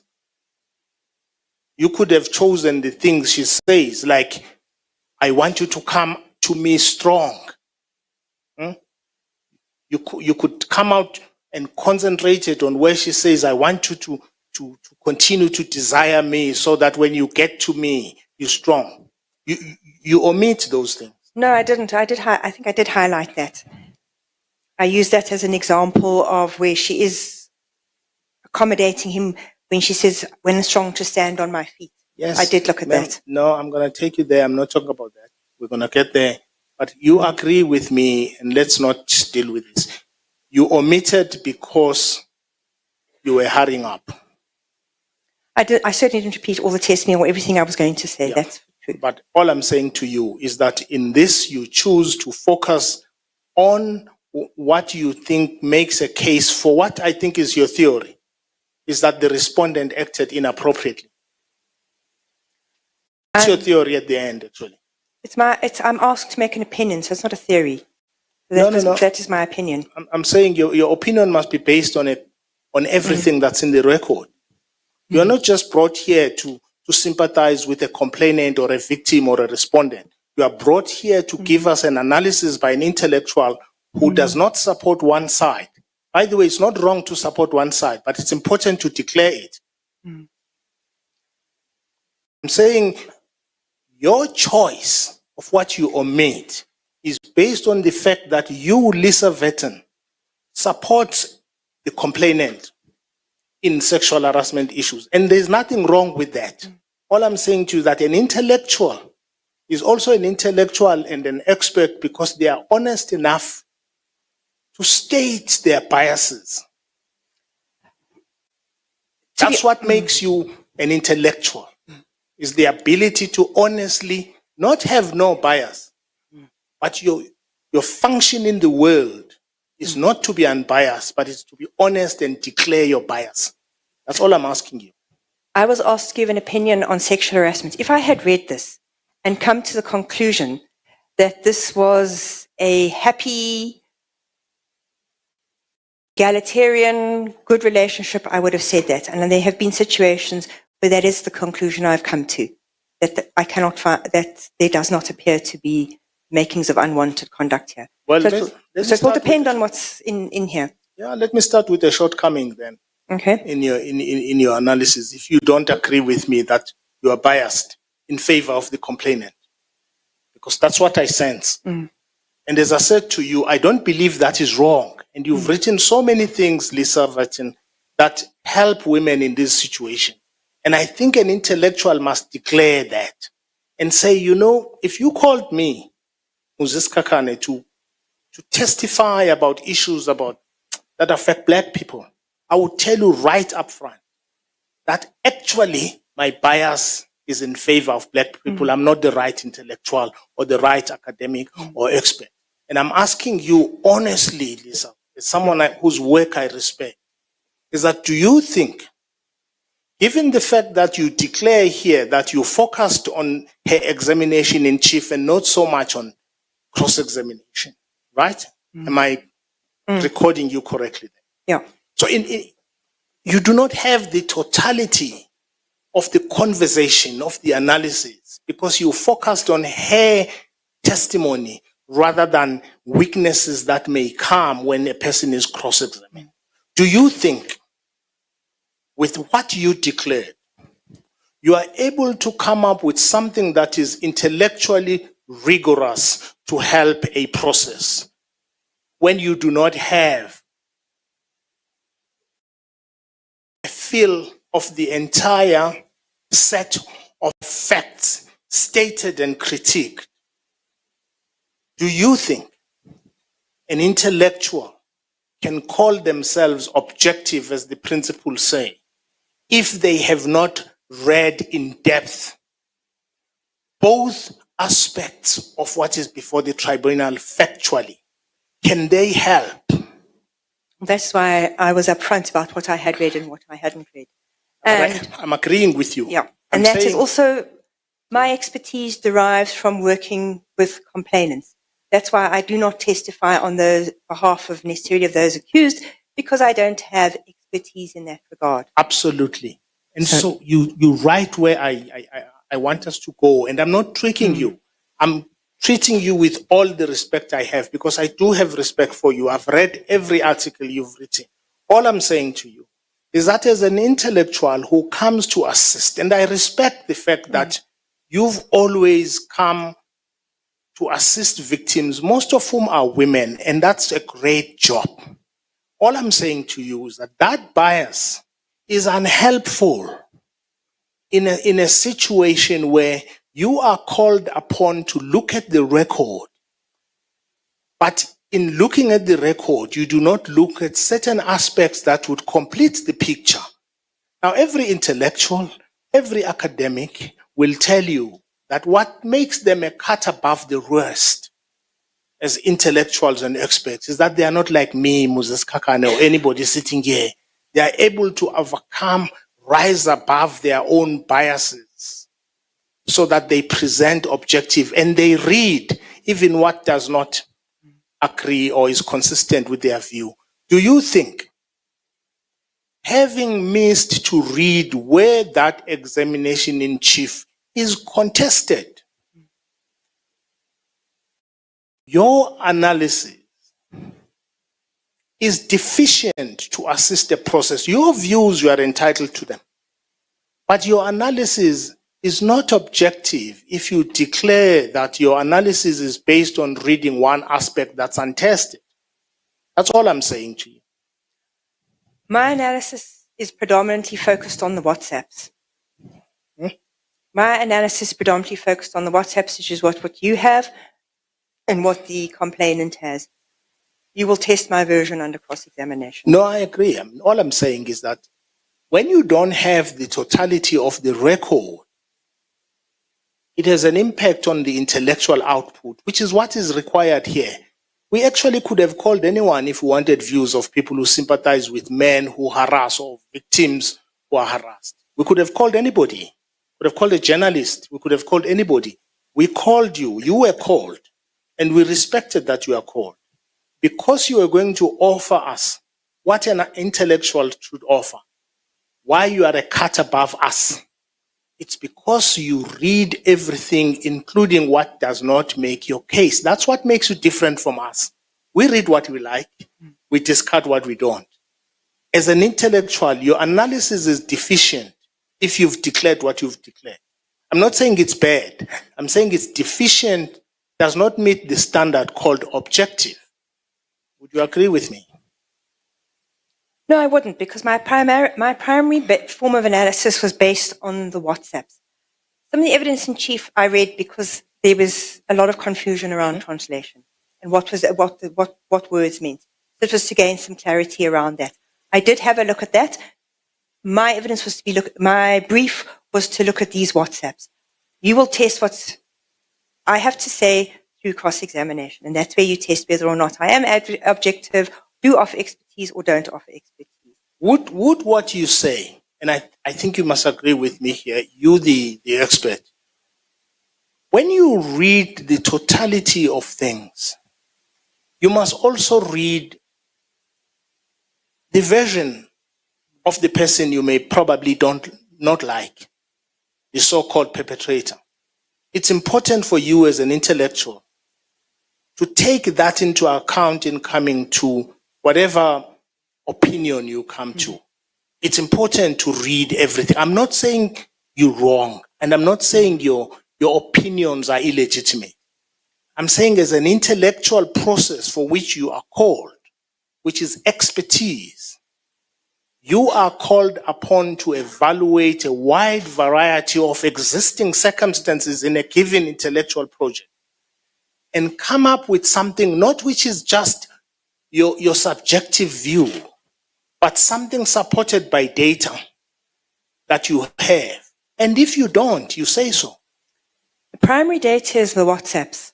That's what I focused on, which is why you won't find me commenting on the videos or any of the other evidence that was suggested. I don't know about that. I haven't read that. This I can read for myself. Yes. And that's, well, that's not your fault, Ms. Vetten. If people called you to analyze only the WhatsApps, it's not your fault. All I'm saying to you, forget the lawyers who call you because they have a case to fight. You don't. All I'm saying to you, your analysis is deficient. And not because you are not intellectual. It's deficient if you are unable to deal with what you call context. But context is a wide variety of factors and circumstances present, including versions of different players in a particular event. I'm saying because you were instructed just to look at WhatsApps, some of which you omitted, but you told us why, the outcome of your analysis may not be a totality of an analysis that should be made to assist. It may just constitute a version of what you read, an analysis of individuals and their behavioral patterns, as you say.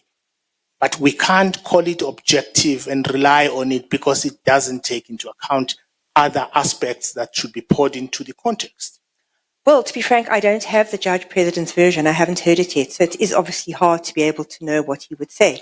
If I had his statement, then that would be different, but I don't have his statement. Well, you do. What did his answering affidavit? Did you read his answering affidavit? I did not get a copy of his answering affidavit. Right. All I'm saying to you, and please which hear I was me, not aware existed. Absolutely.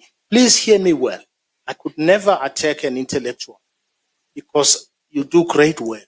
All I'm saying is that it's important for you to be given all material that is available when people want you to make an opinion. And as I tell you now and you confirm, first, because you were told to hurry up, there's something you didn't read. You declared that, right? You declared that you actually didn't have much sight into the cross-examination, right? We know now that you didn't even bother to read, or you were not given, you were not given by those who want you here. They did not give you his version that already is in the papers. right? With that in mind, I want to put this to you. Having not been given material sufficient for you to make an informed, objective analysis, I'm putting it to you that your analysis, because of that, is deficient for purposes, for present purposes. It would be nice if you knew his version, at least in the affidavit. You will presumably put that to me under cross-examination. No, I am. And then I will agree or disagree. I'm and putting tell it you to, whether or not. I'm putting it to you that because you did not have sight of his version, at least in the affidavit, there is something missing in your analysis. Yes, I don't have his analysis. That's correct. Yeah. And when you look at the record, you also do not look at in depth, as you said. When the version of the complainant is tested, because the test for truth of versions of people, and I'm not even suggesting that the respondent's version in the affidavit is the and be all of this, because it should be tested. The real test that an intellectual should go to when assessing something and they're not a supporter of one side is where this version of one person is tested. That for me, and I think is the crux that intellectuals like yourself do. You read sometimes what's uncomfortable, what contradicts your views, and that's when the product is intellectually sound. Not when you avoid where ideas and versions are tested. I don't have, as I said to you, I didn't have some of those materials. Yes. Would you agree with me that because of that, not because of your fault, you are unhelpful? Your version is unhelpful. Your opinion is unhelpful. Not because you are not intellectual, because it lacks those aspects. That's not my decision to make. That is the tribunal, that is the chair and the panel's It's fine. decision I'm to make. putting it to you that because of what you've agreed, you did not look at. It makes your opinion biased, one-sided, and incomplete. I'm going to disagree with you It's fine. because what I was also giving general evidence on was on sexual harassment. It's context, how it is thought about, in order to be able to provide a context within which to interpret the complainant's evidence. I'm going to get there. I mean, because I haven't even interviewed the complainant either, so I wouldn't know exactly I'm no going particular insight. So in that sense, it should make a contribution. I'm going to get there, Elizabeth, and I'm not suggesting that your views don't make a contribution. They do. Most papers you write do. They've helped many women be understood better, because this is a serious matter that women face. All I'm saying to you is that when you lack material for you to make an informed opinion for purposes of a tribunal, it's deficient. Not that you are deficient. I'm saying the outcome is compromised intellectually. Within the scope of within the scope of the brief, that is what I have provided evidence on. That will be up to the chair and his assessors to decide whether or not it added value. I'm going to take you to your paper. And I'm going to take you to your paper for purposes of today, because I'm going to take you tomorrow to the details of the things that I think factually you omitted, and you can tell me why. But I want to take you to your paper. And as I said it, I declared it here, that I'm unable to question your expertise, because I think you are an expert. And you've written enough on the subject in the country. Let's go to your part on 2, which is the method employed to arrive at your opinion.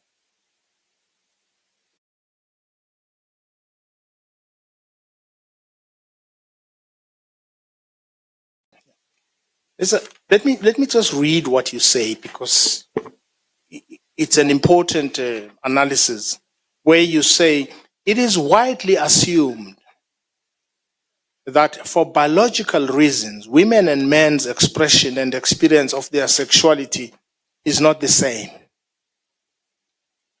Because their sexual urges are assumed to be more potent than those of women, men have been granted the active role in sexual encounters and women a more docile and compliant role.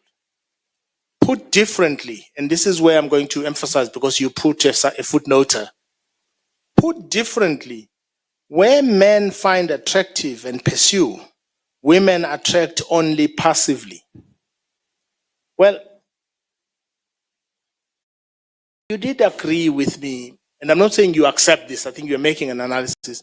You did agree with me that an expert must put forth whatever they rely on to make a particular analysis. You're right? You agree with me? Sure, you're wanting references. No, I'm saying if you make, no, I'll go to the references. Don't worry. I know the reference you made. All I'm saying to you is that you make a reference to a paper. Right? And of course, this paper, we don't know what it is, right? All we know is that it's a paper written by Graham and Papudi in 2018. Would you be so kind as to, and it makes this proposition, I'm not saying you agree with the proposition, but I'm saying in light of what we said is that you must put forth material that you rely on. Because you didn't, this paper is not before us. Would you tell us which paper is this and where does it make this point?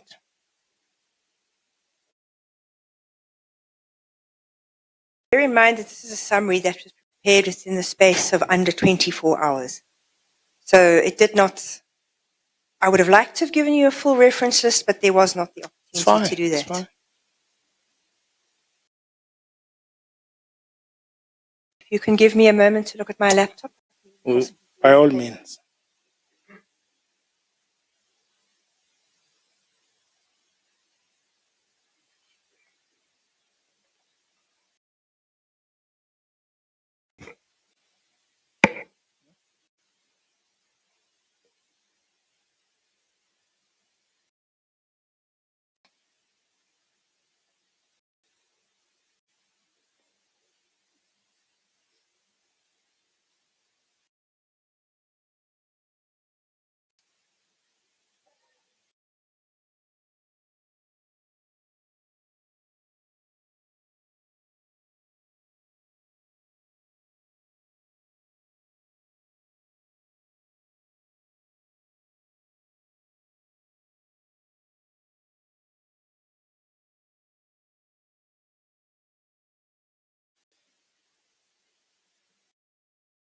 It is from Reproductive Health in Sub-Saharan Africa, a paper by Lauren Graham and Memory Mpapuli, and the guy does and you don't. They do you instead. Young people's narratives of gender and sexuality in a low-income context of South Africa. Right. Let's go to this paper. Although we don't have it, but I tried to read what it's about. Do you agree with me that this paper was looking at the multifaceted nature of young people's responses to sexuality and masculinity, amongst other things? Do you agree with me that this paper actually was written based on interviews with 9 young people between the age of 18 and 28 from an informal settlement? Yes. Do you agree that this paper actually itself concludes, having interviewed Dinewo, Rasta, Mapule, all of them who are here, this paper makes the conclusion that actually the approach of young people to masculinity and femininity is diverse? Yes, that is what they're concluding. But bear in mind, what I'm saying is what are taken as generalized truth, even though that's not people's lived reality. Do you agree with me that this paper actually tells us that this gender identity by these young people between the age of 18 and 28 who live in particular specific economic, socio-economic conditions, even they negotiate gender identity. That's what it says. Yes, and that I think is that's the point I perhaps didn't make sufficiently clearly for you in the paragraph, is that we live in societies that give us these broad constructed notions of this is how women are, this is how men are. But the day-to-day reality is different. This is why these are myths and stereotypes. Yes. It's because the idea is that men do this, women do that. They are not the reality. Yes, all I'm saying to you is that had I not pulled out this paper and read it in small little time that I had, the tribunal in front of whom you are an intellectual would not have had access to it, would not have known these assumptions. They would not have known what Mapule actually says, what Rasta says, what Dineo says. In fact, this proposition is the opposite of the conclusion of this paper. My opening sentence is, it is widely assumed. So assumes doesn't mean this is fact or true. It's what people think. It's what they assume. Yes. That doesn't mean that is the case. So I'm giving here this assumption on which society, and I gave the examples of how we distinguish between men and women's sexuality in terms of linguistic terms, as if it was different, and construct a society around that assumed difference, when the reality is much more complex. And that is a mistake. My point I'm trying to make here is that this is an assumption. It is not necessarily a reality or a truth.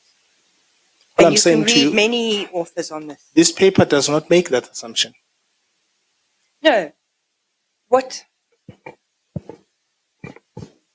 This paper is an illustration, or it's trying to say this assumption is being made. Let me try and be very clear, is that in general, and this is where I was saying the origins of rape myths come from, is this idea that men chase, women sit back and wait. That is not the reality. Nonetheless, even though that is not the reality, we have built, and you can look at the example of the cautionary rule. I use the example of language.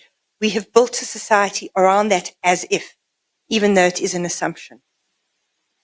Yeah, I agree, Lisa. All I'm saying So that's what I'm trying to say, is that it creates complications when we live as if, as if it is a truth. well, in fact, you see, that is why I'm testing you as an intellectual when you put a reference, is that this reference to this paper doesn't justice to this paper.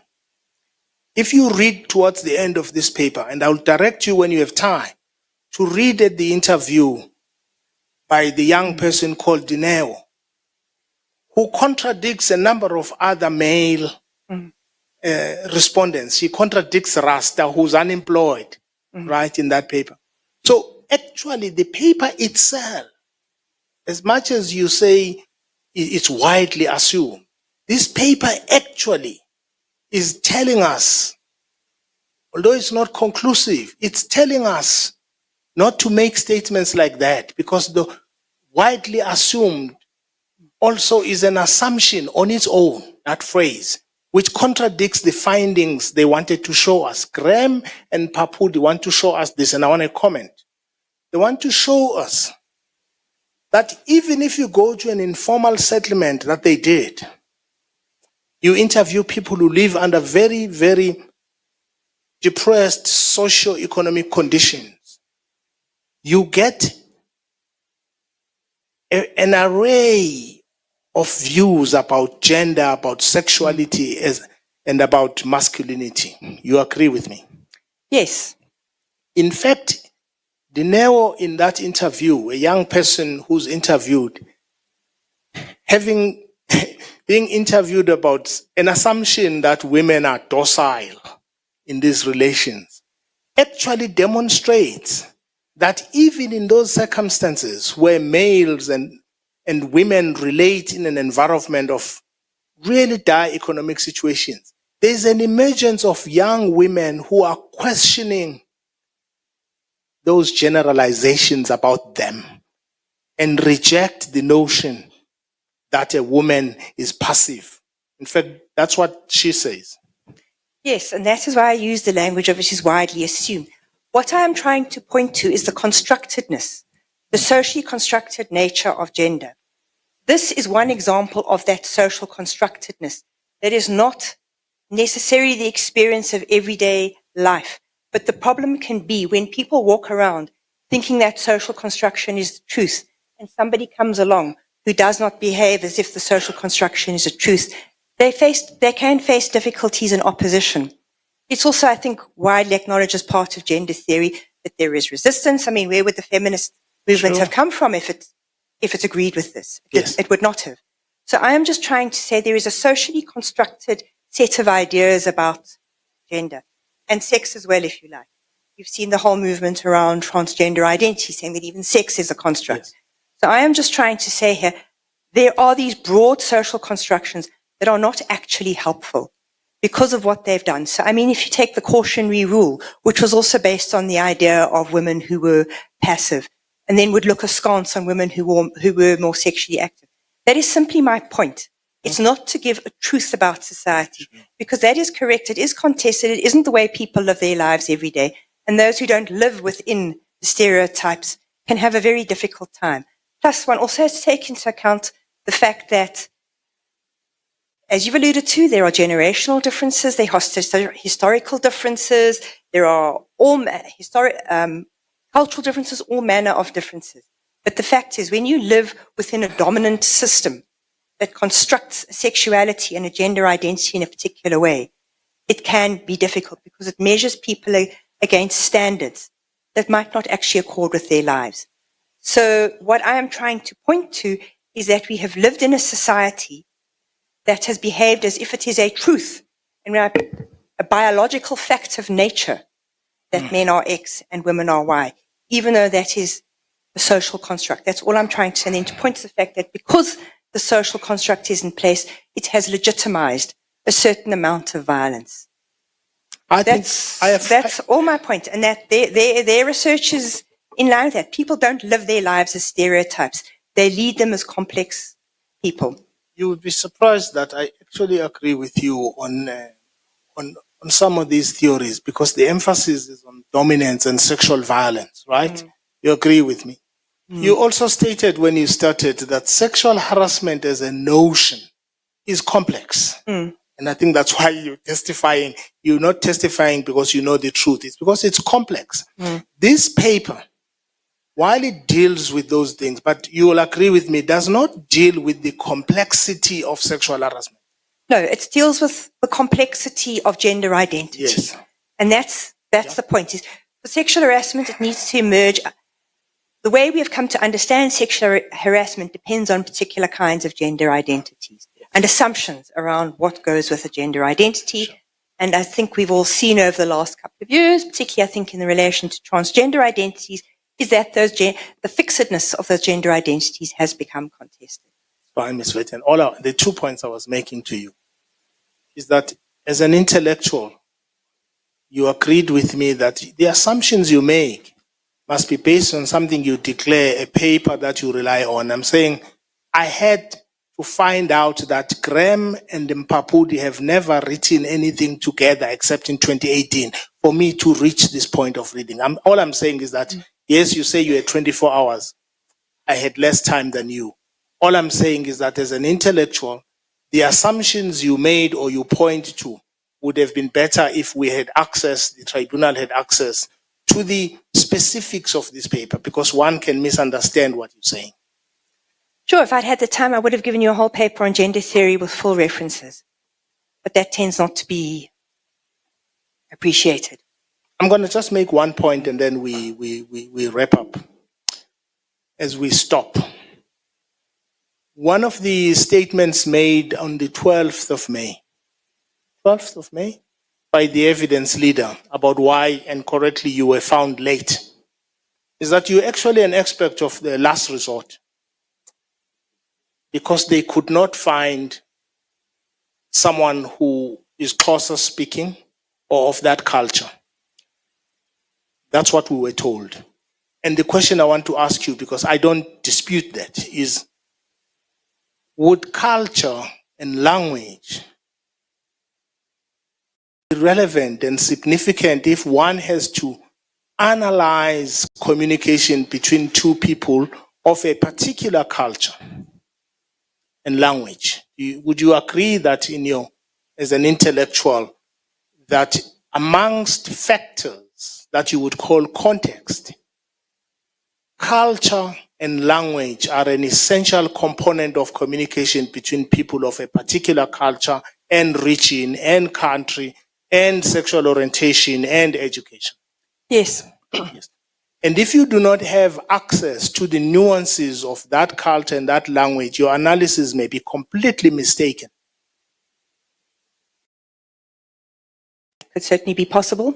Because language itself has a dual character, you would agree with me. It communicates culture, it communicates a message. It means it's based on this. Would you agree with me? Correct. And so if you do not have access to those cultural and linguistic nuances, you may actually miss the messaging in the conversation. That is partly why I looked at the evidence in chief, was to see what was happening in the translation and what was being said, and why I specifically requested the WhatsApps with the translations so that I could get some insight. And the last question, and I'm asking this really, really innocently, if it doesn't sound right, I don't mean to, is that in the context of South Africa, an analysis of language is also riddled with an imposition of whiteness and English in interpreting vernacular, that it must make logic in English. Would you say that is not the case in our context? I did not translate Isikosa phrases. I could only work with what the person had put, with what the translator had said there and what the interpreter said there. I have to rely on that and defer to that. Thank you, and I respect that. All I was saying is that the language, you and me, and I agree that language and culture are important in interpreting nuances of a conversation. You agree with me? That would be correct. Thank you. Chair, I would like to leave it there. I think it's exactly 3:30. Yes, And continue tomorrow. For today, yes. Thank you, Chair. Actually, I had raised my hand because I wanted to ask something before you left. I'm sorry, The Chair. paper, Graham and Papuli. So you didn't see my hand. That's fine. What I wanted to know was, in that paper, does Mapule or Dineo, do they contest the statement or theory that women are Chair. I don't think I came out clearly on the record. Do they contest the statement or notion that women are passive? Are you asking me or the expert? No, I'm asking. Oh, yeah. You. Well, I hope I'm right. She quoted this paper. I'm just a lawyer. I was reading something that's not in my turf. But my reading of the English language use is that they don't offer opinions. Mapule, Dineo, Rasta, and others are simply, let's call it for lack of a better, guinea pigs. It's one of those things where researchers walk into a poor area and interview people and emerge experts. So they don't necessarily agree. They exhibit what is a conclusion, which is you cannot make, and she is right, you cannot make a generalized conclusion about passivity, because even in these conditions of depressed communities, women themselves are beginning to negotiate power in those circumstances. And they say these assumptions themselves are inaccurate, of assuming that women by nature are just little kids who are passive. Let alone in situations of the respondents here. They were even interviewing people who live in an informal settlement, who are poor, who don't work, who depend sometimes on parents and men to support them. But even there, the women who are interviewed, I'm not saying they intellectually make this point, but the women who are interviewed, the young women, they give a diversity of views, but there is an emergence of what the authors call the fluidity and the sort of permanently negotiated view of gender and sexuality, even in those communities. They say it's contested and fluid, and the assumptions are not right.